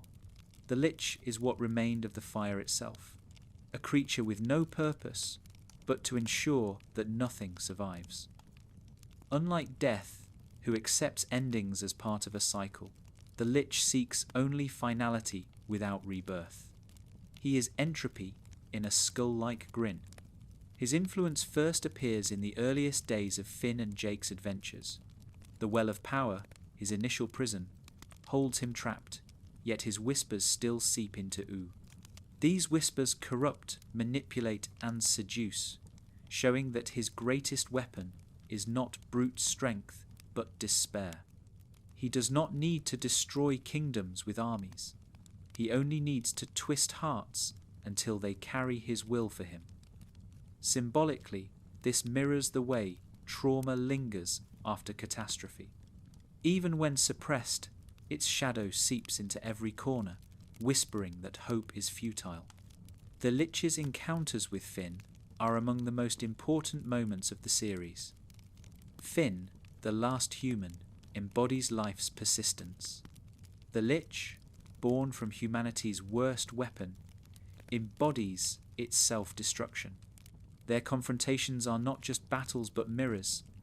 One shows what humanity can be at its best, the other shows what humanity left behind at its worst. Psychologically, Finn's determination to fight the Lich reflects the need to confront despair directly. He does not defeat the Lich by ignoring him, but by facing him again and again, even when the odds seem hopeless. One of the most striking encounters occurs when the Lich manipulates Finn into using the Enchiridion to open a portal to the multiverse. Here, we see the full scale of the Lich's ambition, not merely the destruction of Ooo, but the annihilation of all existence. His nihilism is total. Where other villains seek power, the Lich seeks nothingness. This is what makes him terrifying. There is no bargaining, no reasoning, no compromise. He is not ambitious, he is void. Symbolically, this makes him the purest antagonist imaginable, because he represents the fear that nothing has meaning, that all stories end in silence. And yet, Adventure Time treats the Lich with the same surreal touch it gives to all things. When the portal collapses and Finn and Jake tumble into Farmworld, the Lich's menace lingers even across realities. In Farmworld, his skull corrupts the frozen body of Simon, reawakening the same threat in another timeline. This demonstrates the universality of despair. No matter the reality, the Lich finds a way to return. Psychologically, this reflects the persistence of destructive impulses in human history. Wars may end, but the potential for destruction remains. The battle against the Lich also highlights the importance of community. Finn does not face him alone.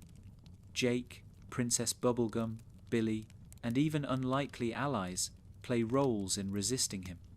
This communal resistance reflects the central truth of Oo's history. Survival is never about one hero, but about many. The Lich embodies isolation, the silence of nothingness. His defeat always comes from connection, from the refusal of Oo's people to give up on one another. Symbolically, this makes every confrontation with the Lich not only a battle but a statement that life continues because life chooses connection over despair. Psychologically, the Lich also reflects Finn's inner struggle.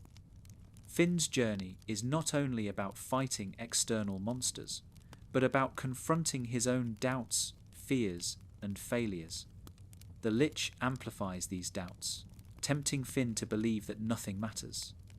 Episodes like The Lich and Whispers show how the Lich lingers not only in prisons, but in the mind. For Finn, resisting the Lich is as much about holding on to meaning as it is about swinging a sword. This is why their encounters feel so heavy.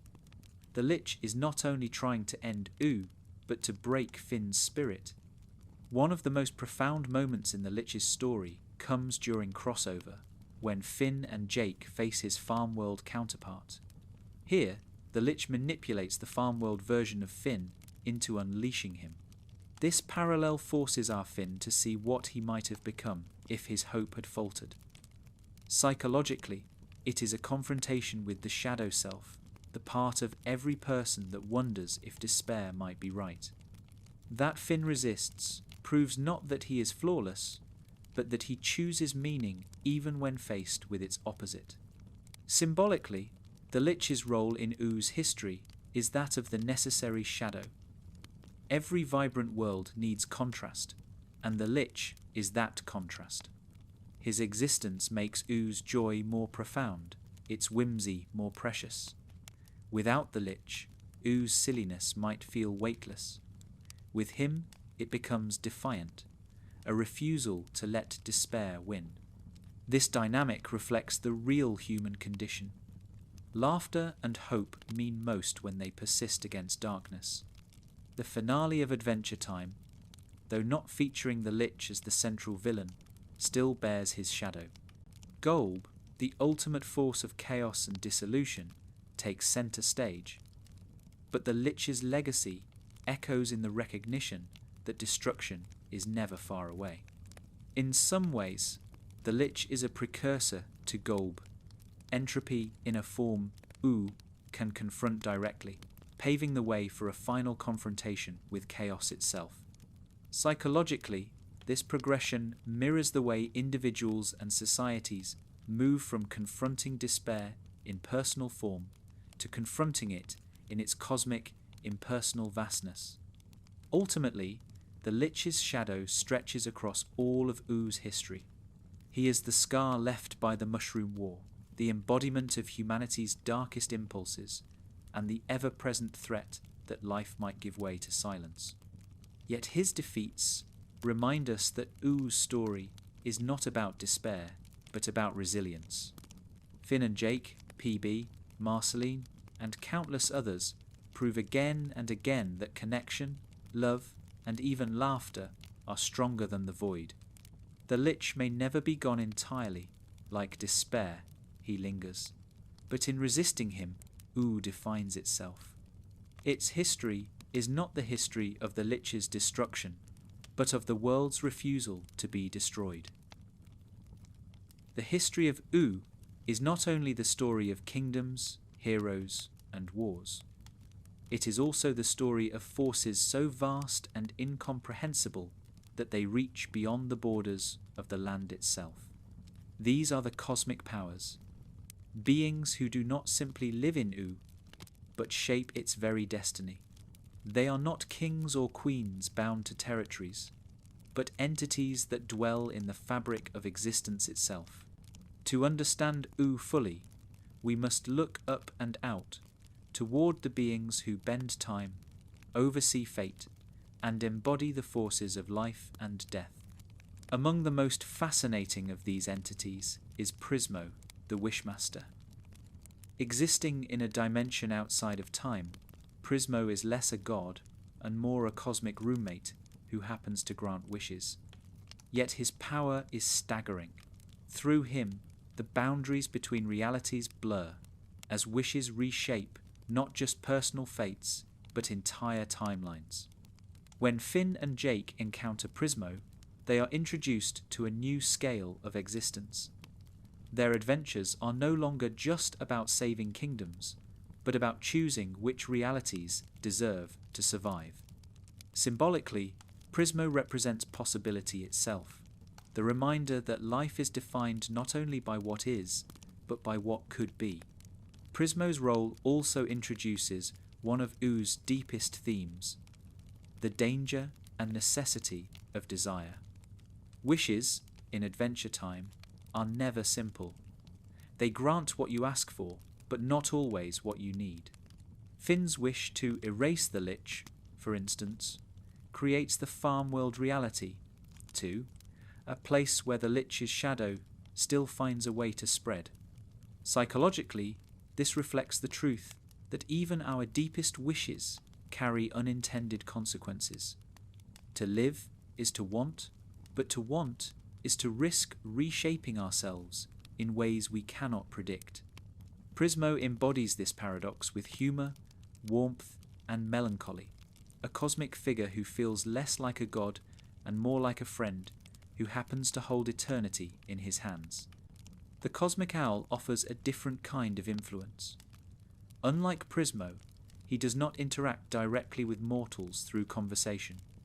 Instead, he appears in dreams, carrying omens that shape destiny. Whenever he is present, the dream becomes prophetic. His neutrality, much like Death's, makes him unnerving. He does not create outcomes, he only reveals them. Symbolically, the cosmic owl represents fate, the inevitability of patterns unfolding, no matter how much individuals may resist. Psychologically, he reflects the way people grapple with inevitability, the sense that some outcomes are beyond our control. His appearances remind us that Ooo is not purely a land of randomness. Beneath its chaos lies a structure, one that even heroes cannot fully escape. The elemental comets expand this structure further. Appearing once in 1,000 years, each comet represents a force of destiny crashing into the world. Finn himself is tied to these comets, his soul revealed to be part of their cycle. The green comet, in particular, is linked to reincarnation, destruction, and renewal. When the comet crashes, it does not simply bring devastation, it brings change, ensuring that Two's history continues to evolve in cycles rather than in straight lines. Symbolically, the comets represent fate on the largest scale possible. They are not omens like the cosmic owl's dreams, but catalysts of transformation, reshaping the world with every arrival. Psychologically, they mirror the way humans experience history as periods of upheaval that force societies into new eras, whether they are ready or not. Life and death, introduced more explicitly in later seasons, add another layer of cosmic duality. Life is colourful, strange, and chaotic, embodying the sheer energy of existence. Death, as we've seen, is calm, neutral, and inevitable. Together, they form a pair, not enemies, but complements. Their relationship mirrors the balance that sustains Ooo. Every beginning must have an end, and every end makes way for a new beginning. Psychologically, their duality represents acceptance of mortality as part of life. Symbolically, they anchor Ooo in a cycle larger than even kingdoms or comets. Life thrives because death gives it meaning, and death matters because life precedes it. Then there is GOLB, perhaps the most terrifying cosmic being of all. Unlike the others, who balance, guide, or enable, GOLB embodies pure chaos. His form is grotesque, shifting, impossible to define. Where Prismo creates possibilities, GOLB devours them. Where the comets bring transformation, GOLB brings dissolution. He is not destruction in the way of the Lich, who simply wants silence. GOLB is entropy itself, the breakdown of meaning, the undoing of existence. When he enters Ooo in the finale, it feels as though the rules of reality are collapsing. Symbolically, GOLB represents the fear not of death, but of annihilation, the loss of structure, the loss of self, the unravelling of all that holds the world together. Psychologically, GOLB reflects the deepest human dread, that nothing endures, that even stories dissolve into chaos.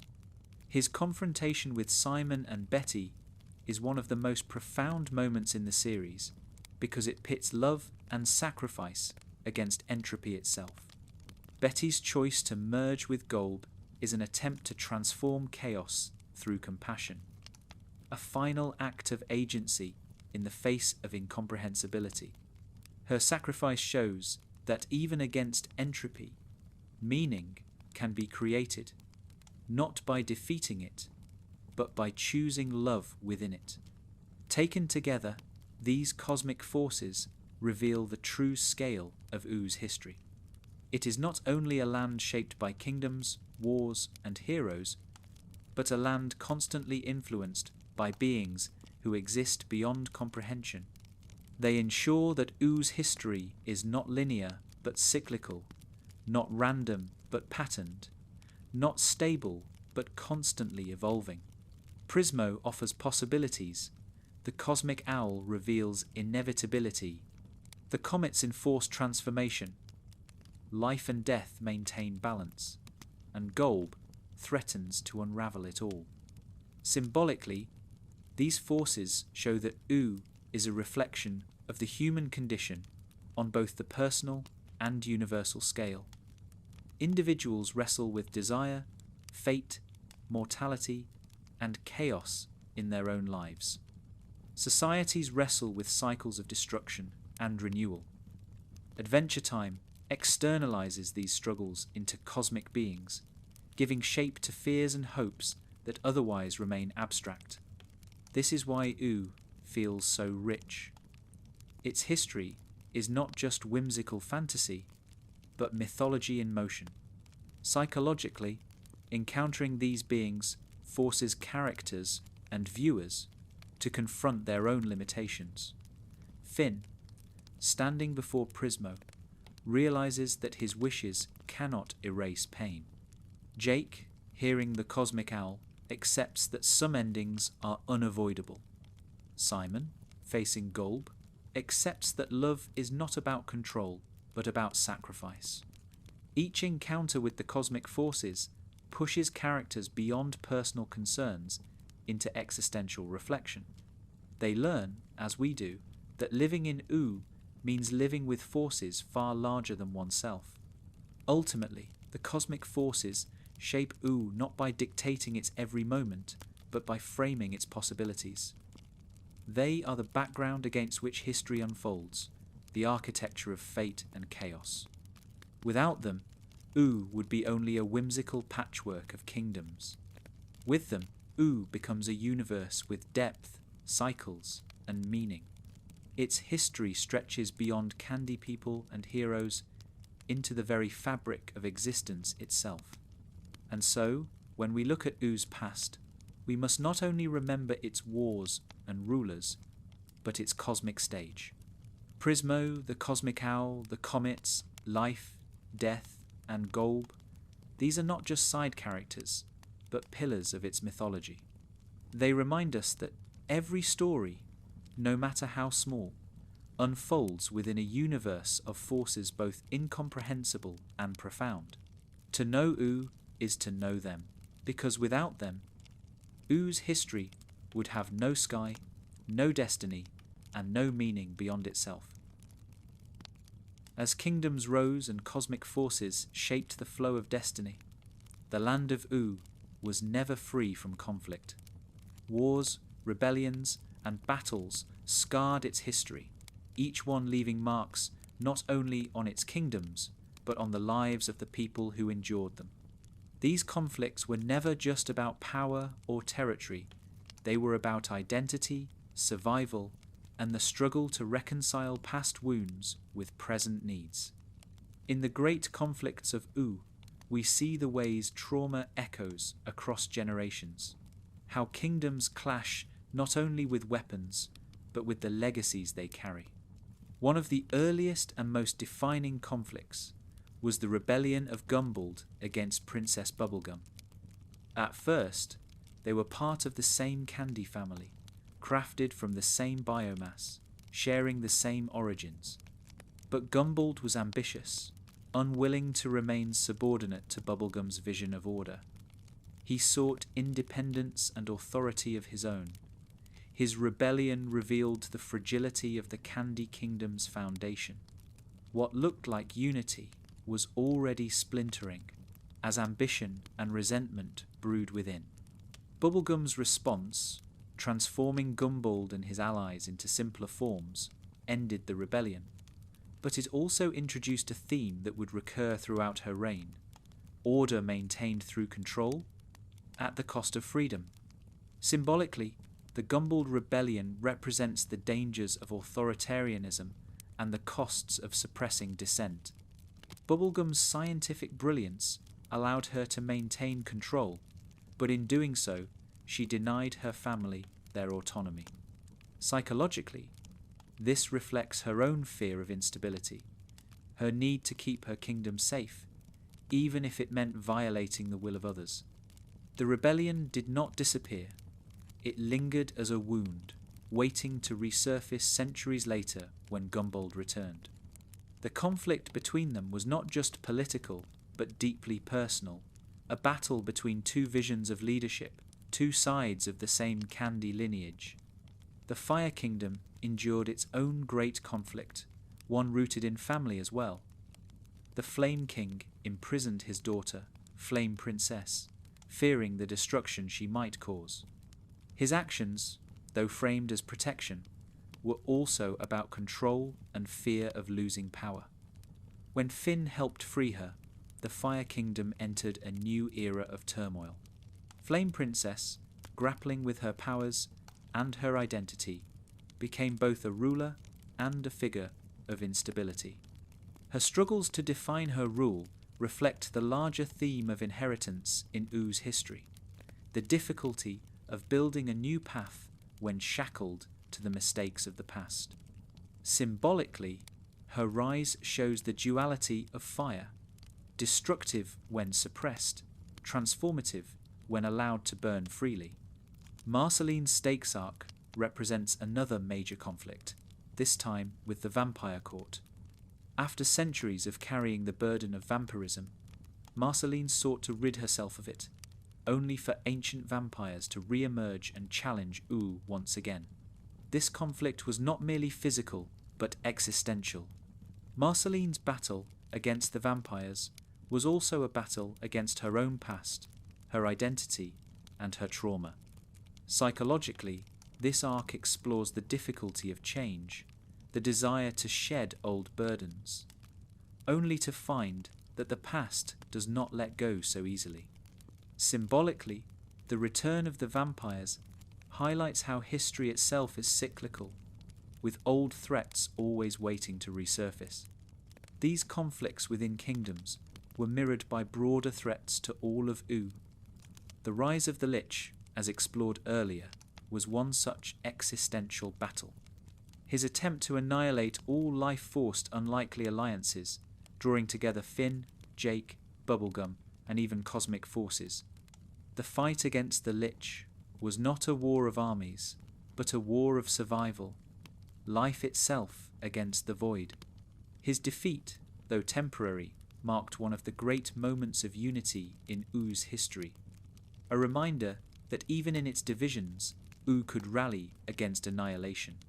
Another conflict of immense significance was the political struggle between Princess Bubblegum and her detractors. Though she was a brilliant leader, her authoritarian tendencies often brought her into conflict with her own citizens. In the Cooler, she imposes her will to protect the kingdom, even when others resist. In Varmints, her obsession with order reveals the costs of her leadership. These conflicts highlight that not all battles in Ooo were fought with swords. Some were fought with ideals, with questions of governance, morality, and trust.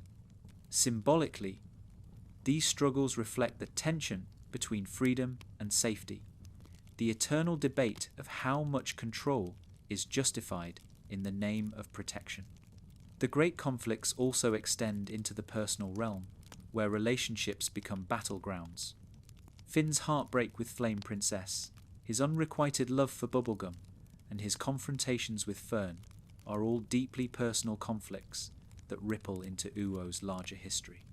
Finn and Fern's battle, in particular, stands as a microcosm of Oo's themes: identity, duplication, and the struggle to reconcile with parts of oneself that feel alien. Their conflict is not only tragic, but symbolic of Oo's larger truth times that survival often means confronting shadows of yourself as much as external enemies. Beyond these personal and kingdom-level battles, there were also wars of ideology. Magic versus science, freedom versus control, tradition versus change. These themes appear again and again in Oo's history. Peppermint Butler's secret dealings with dark magic reflect the belief that survival sometimes requires forbidden knowledge. Bubblegum's relentless pursuit of order reflects the belief that safety demands control.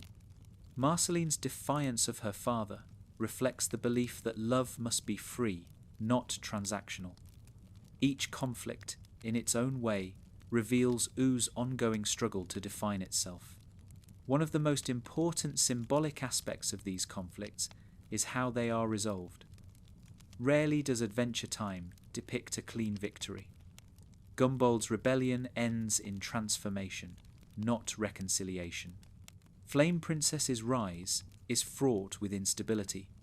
Marceline's battle with the vampire court leaves her scarred but not entirely free of her burdens. Finn's personal battles end in growth, but also in pain. Even the defeat of the Lich feels temporary, as though his shadow still lingers. This refusal to provide neat endings reflects the reality of trauma and history. Conflicts do not vanish, they transform. The wounds remain, shaping the future even as life continues. Psychologically, the great conflicts of Ooo illustrate how trauma is both personal and collective. Kingdoms carry scars from wars, just as individuals carry scars from heartbreak. Marceline's loneliness, PB's authoritarianism, Finn's struggles with identity, product. All of these are products of conflict. Yet they also show resilience. The Candy Kingdom survives Gumbald. The Fire Kingdom finds a new ruler. Marceline survives her vampires. Finn grows into maturity. The history of Ooo is not about avoiding conflict, but about enduring it, learning from it, and continuing despite it. Ultimately, the great conflicts are what make Oo's history feel alive. They are not just stories of good versus evil, but of complexity, compromise, and consequence. They remind us that history is never tidy, that every victory carries costs, and that every defeat carries lessons.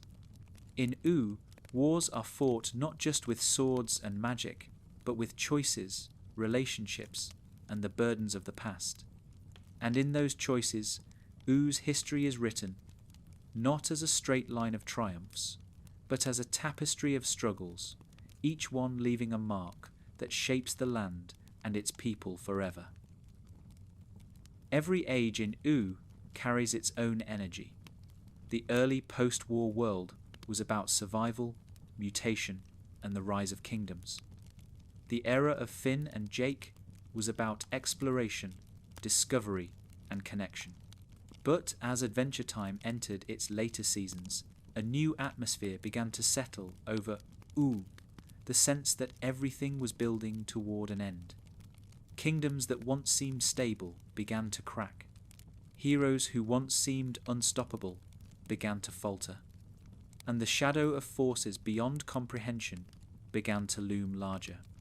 This period, which we might call the march toward the end, is one of the most poignant chapters in Oo's history, because it captures the inevitability of change, the exhaustion of endless conflict, and the bittersweet truth that even the most whimsical worlds must face endings. The return of Gumbald is one of the clearest signs of this march. Having once been reduced to a simpler form by Princess Bubblegum, Gumbald re-emerged with his ambition intact. His return was not only political, but symbolic, a reminder that the past cannot be erased, only suppressed. His rebellion reignited old wounds within the Candy Kingdom, and forced PB to confront the consequences of her earlier authoritarianism. Psychologically, Gumbald's return is the return of repressed memory. No matter how much PB tried to bury the past, it resurfaced, demanding resolution. Symbolically, his rebellion represents history itself catching up, reminding Ooo that its foundations were built on conflict, never truly resolved. Meanwhile, Finn and Jake's roles as heroes also began to shift. In the early seasons, their adventures were light-hearted, their victories assured. But as time passed, their quests grew heavier, more existential. Finn, especially, began to grapple with questions that swords could not solve. His encounter with Fern, his grass clone turned rival, epitomizes this change. Fern represents Finn's darker self, the part of him shaped by violence, loss, and anger. Their conflict is not about defeating a villain, but about reconciling with the parts of oneself that feel unworthy or corrupted. Psychologically, this reflects the journey into maturity, where the greatest battles are often internal. Symbolically, Finn and Fern's struggle shows that Oo's march toward the end is not only external, but deeply personal. The political cracks in Ooo grew wider as well. Princess Bubblegum's leadership, once unquestioned, came under increasing scrutiny. Her methods, her secrets, and her reliance on control alienated allies and citizens alike. In episodes like Bonnabelle Bubblegum, we see her past laid bare, her mistakes, her authoritarian streak, and the toll it has taken on her relationships.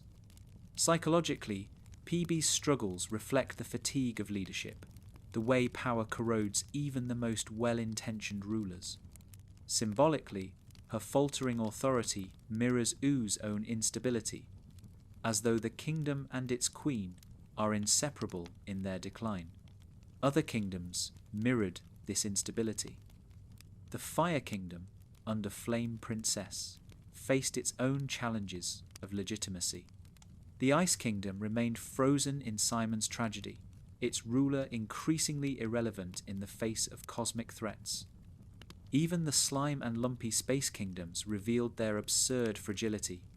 The sense across Ooo was not of thriving kingdoms, but of patchwork societies fraying at the edges. Symbolically, this represents the fragility of institutions in the face of entropy. No matter how strong they appear, all structures eventually falter. Amid these fractures, cosmic forces pressed closer. The comets, once distant, became more directly tied to Finn's destiny. The cosmic owl's dreams grew more ominous. Prismo's realm revealed the fragility of timelines themselves, and in the background, GOLB's presence loomed larger. Though not yet fully revealed, his influence seeped into the cracks of Ooo, reminding us that the end would not come from one kingdom's fall, but from the collapse of existence itself. Psychologically, this looming presence reflects the anxiety of endings, the way we sense decline long before it arrives, the way dread builds in silence before it speaks aloud. Even smaller stories during this march carried tones of finality. The Hall of Egress shows Finn trapped in a symbolic prison, forced to grow by letting go of control. Whispers brings back the Lich, his menace subdued but never gone. Marcy and Hunson revisits Marceline's strained family ties, reminding us that unresolved relationships linger until they are confronted. Each of these episodes feels less like a random adventure and more like a step toward closure, tying threads together, revealing old scars, and forcing characters to confront their pasts. Symbolically, the march toward the end represents the universal truth that all stories, even the strangest and most whimsical, move toward conclusion. Oo's vibrancy never fades, but it becomes tinged with melancholy. The bright colours of Candy Citizens still glow, but now they stand against the encroaching shadow of inevitability. Psychologically, this mirrors the experience of growing older. What once felt endless becomes finite. What once felt simple becomes complex.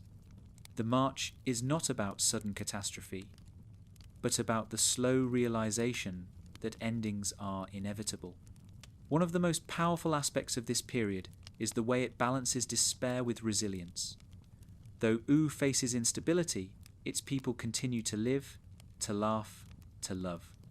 Finn and Jake continue their adventures, even as they grow heavier. Bubblegum continues to lead, even as her past haunts her. Marceline continues to sing, even as her loneliness resurfaces. Symbolically, this balance reminds us that life is not defined by endings alone, but by how we live in their approach. The march is not only toward loss, but toward meaning found in the face of loss. Psychologically, this period also emphasizes the importance of reconciliation. Characters are forced to face their unresolved conflicts, PB with Gumbald, Finn with Fern, Marceline with Hunson, Simon with himself. Each confrontation is less about victory and more about closure, about making peace with the past so that the future, however uncertain, can arrive. Symbolically, reconciliation becomes the theme of Oo's final era. The end is inevitable, but how one meets it, with bitterness or with acceptance, makes all the difference. Ultimately, the march toward the end is the twilight of Oo's history. It is the period when kingdoms waver, heroes wrestle with identity, and cosmic shadows grow near. It is not yet the end, but it is the unmistakable walk toward it. And in that walk, Ooo reveals one of its deepest truths, that endings are not abrupt but gradual, felt in the quiet cracks of institutions, in the fatigue of rulers, in the doubts of heroes, and in the whispers of cosmic forces waiting beyond the horizon. Every story has shadows of an ending, but in the Land of Ooo, the march toward the end found its embodiment in one being, GOLB. Unlike the Lich, who sought silence and death, GOLB was something stranger and far more terrifying. He was not simply an enemy to fight, but a cosmic principle made flesh, the embodiment of entropy, disorder, and the dissolution of meaning itself. Where kingdoms represented order, where the elementals represented balance, and where the Lich represented annihilation, GOLB represented unmaking. He was not death, but unravelling. And when he came to Ooo, the story of Adventure Time reached its most profound climax. The arrival of GOLB was not sudden. His influence had been hinted at long before the finale. He was whispered about as the chaos that devours all, his shadow appearing in places where order cracked. Magic users like Peppermint Butler acknowledged his existence in hushed tones. His reputation as the most dangerous of all cosmic entities lingered as a background dread. By the time he appeared fully in the finale, it felt inevitable, the culmination of every fracture Ooo had endured. When GOLB descended, the rules of Ooo began to fail. His very presence warped the land, melting structures, twisting forms, and dissolving boundaries.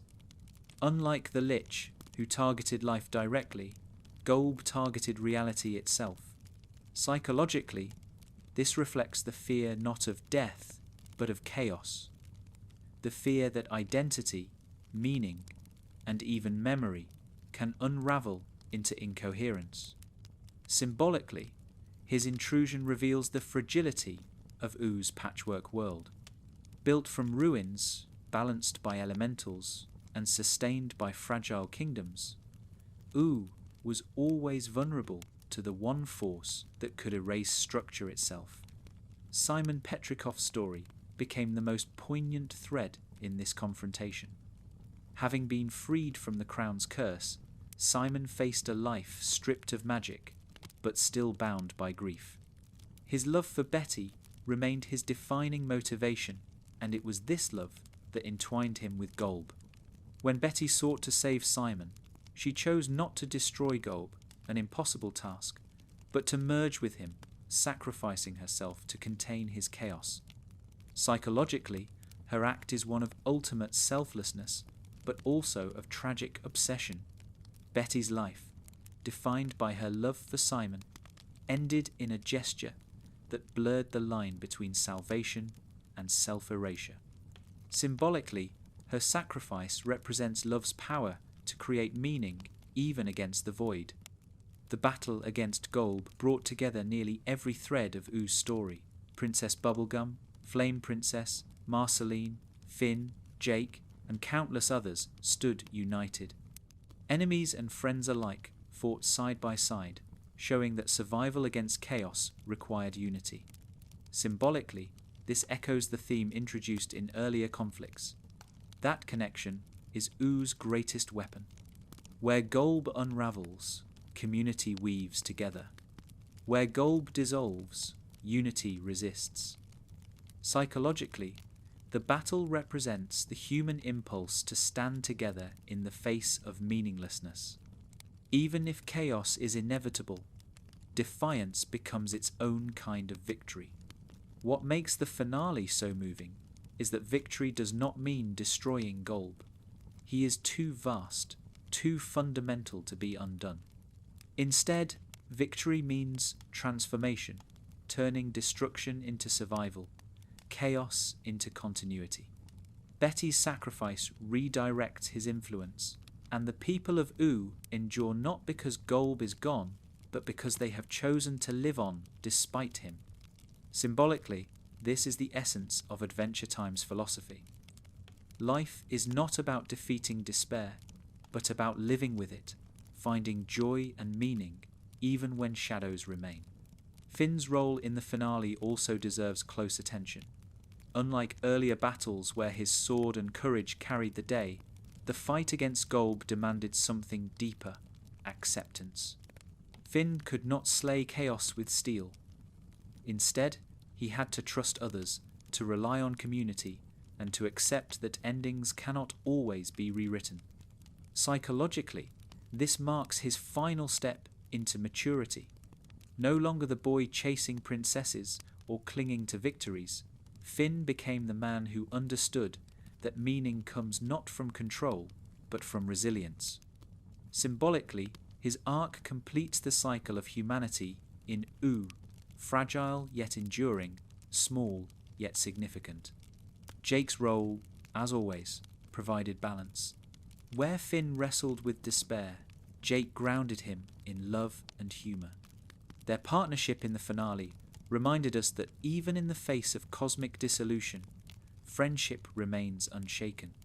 Jake's calm acceptance of danger, his willingness to fight with joy even as the world melted around him, reflects the philosophy he carried throughout the series, that life is short, strange, and worth enjoying no matter the outcome. Together, Finn and Jake stood as Oo's beating heart, their bond itself a rejection of chaos. The finale also tied together countless personal arcs. Marceline and Bubblegum, whose relationship had long simmered, found resolution in love openly acknowledged. Psychologically, this reconciliation represents healing, the closing of old wounds in the face of shared danger. Symbolically, their love stood as a beacon of connection against dissolution. Flame Princess and others showed the strength of growth, of learning from past mistakes to stand firm in the present. Even Peppermint Butler, with his dark dealings, played his part, reminding us that survival requires every shade of knowledge, light and dark alike. What lingers most from GOLB's arrival is the sense of inevitability. Unlike previous conflicts, which felt like battles that might be won permanently, the finale acknowledged that some forces can never be defeated. GOLB cannot die because he is not alive in the conventional sense. He is entropy, a principle woven into the fabric of reality. This acceptance marks Adventure Time's departure from traditional fantasy storytelling. The heroes do not save the day by erasing the threat. They endure it, they adapt to it, they survive it. Symbolically, this reflects the human confrontation with mortality and chaos. We cannot end them, but we can live meaningfully alongside them. The conclusion of the finale is bittersweet. Simon, freed but grieving Betty, walks forward as an ordinary man. Finn and Jake survive, their bond intact. Ooo, scarred but alive, continues. And GOLB remains, not gone, but transformed, his chaos now bound to Betty's love. The story does not end with triumph, but with continuation, with life carrying on despite loss. Psychologically, this reflects the process of grief. Endings do not erase love, they transform it. Symbolically, it reflects the philosophy of Adventure Time, that stories do not end, they evolve, passing into new hands, new generations, new possibilities. Ultimately, GOLB's arrival and the finale of Adventure Time reveal the deepest truth of Oo's history. Its wars, kingdoms, and heroes mattered not because they lasted forever, but because they found meaning within impermanence. Oo's story, like all stories, faced the threat of dissolution. And yet, by choosing connection, love, and resilience, its people ensured that life continued. GOLB was never truly defeated, but he was met with defiance, compassion, and sacrifice.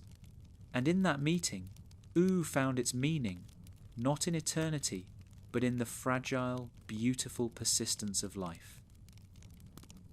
The finale of Adventure Time did not end with GOLB's destruction, nor with the collapse of Ooo. Instead, it ended with survival, battered, scarred, and changed, but survival nonetheless.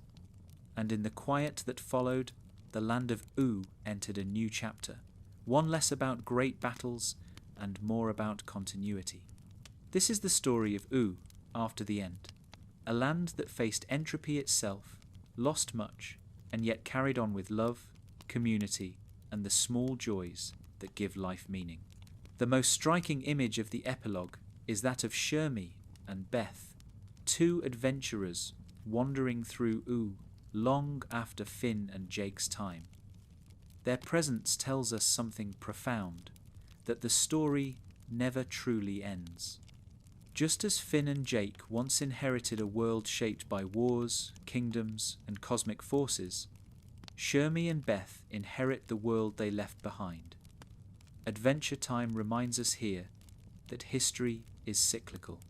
Heroes come and go, but Ooo endures, its story always continuing in new forms. Psychologically, this represents the truth of legacy, that our actions ripple forward, shaping futures we will never see.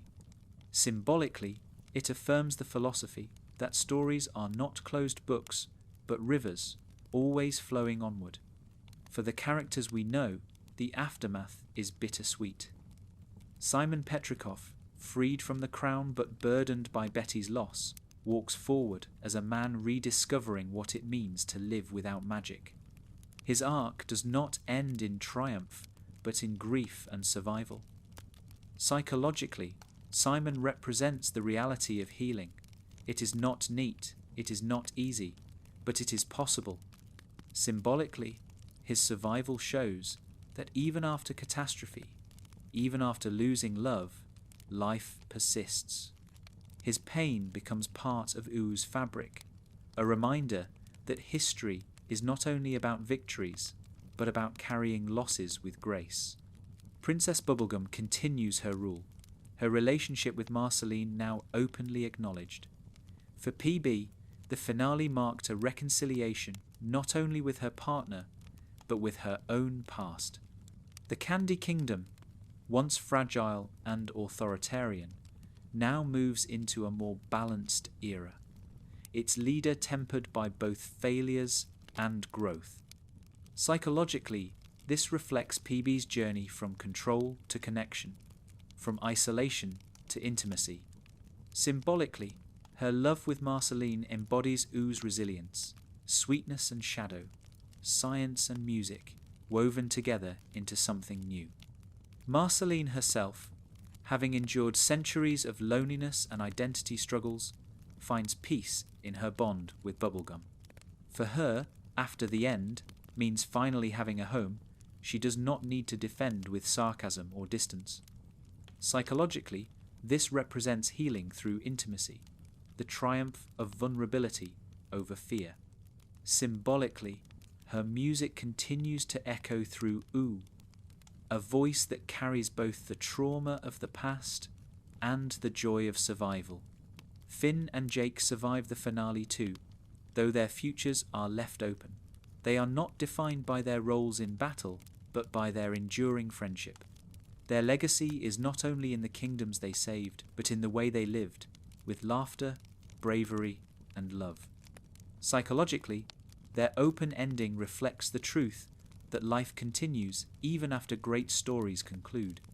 Symbolically, they represent Oo's heart, the reminder that history is not built only by rulers and cosmic beings, but by friends who care for each other. The land itself carries on, scarred but vibrant. The kingdoms endure, candy, fire, ice, slime, and others, each carrying the lessons of the finale. They know now that survival requires unity, that chaos cannot be destroyed, but can be endured together. Symbolically, Ooo after the end is a mirror of our own world, fragile, imperfect, but sustained by community. Psychologically, it reflects the resilience of people who continue to live, love, and laugh even after catastrophe. Shermie and Beth's inheritance of Ooo closes the circle. Their adventures are not shown in detail, but their presence is enough. They climb Finn's old sword. They wander the land. They laugh and bond as Finn and Jake once did. This passing of the torch affirms Adventure Time's deepest philosophy, that endings are beginnings, that every story makes way for another. Symbolically, it shows that Oo's legacy is not static but alive, always transforming in the hands of new heroes. The most important truth of Ooo after the end is that life goes on. Betty's sacrifice does not erase her love. Simon's grief does not erase his survival. PB's struggles do not erase her growth. Marceline's loneliness does not erase her joy. Finn and Jake's adventures do not erase the future that follows. Symbolically, Ooo after the end is a tapestry of contradictions, pain and joy, loss and continuity, endings and beginnings. Psychologically, it reflects the human truth that life is never about erasing the past, but about carrying it into the future. In the quiet aftermath of GOLB, Adventure Time leaves us not with despair, but with hope. Ooo does not collapse into chaos. Its kingdoms remain, its people endure. Its heroes grow old, pass on, and are replaced by new ones. The story does not end, because stories never truly end. They evolve. And in that evolution, Ooo shows us the deepest truth of its history. That resilience is not about defeating every threat, but about living fully in the face of them. So Ooo after the end is not a wasteland or a paradise. It is something in between, a world scarred yet alive, imperfect yet meaningful, a place where candy people still laugh, where vampires still sing, where fire still burns, and where humans, rare though they may be, still find ways to matter. It is a world that continues, just as we all must, carrying forward the legacies of love, loss, and resilience. And in that continuation lies the heart of Oo's story. Not in the battles fought or the villains defeated, but in the way life endures after endings, the way stories flow into new generations, and the way hope persists even in the shadow of chaos. Ooo, after the end, is not the absence of meaning. It is the presence of meaning, carried forward by those who live, love, and tell the tale again.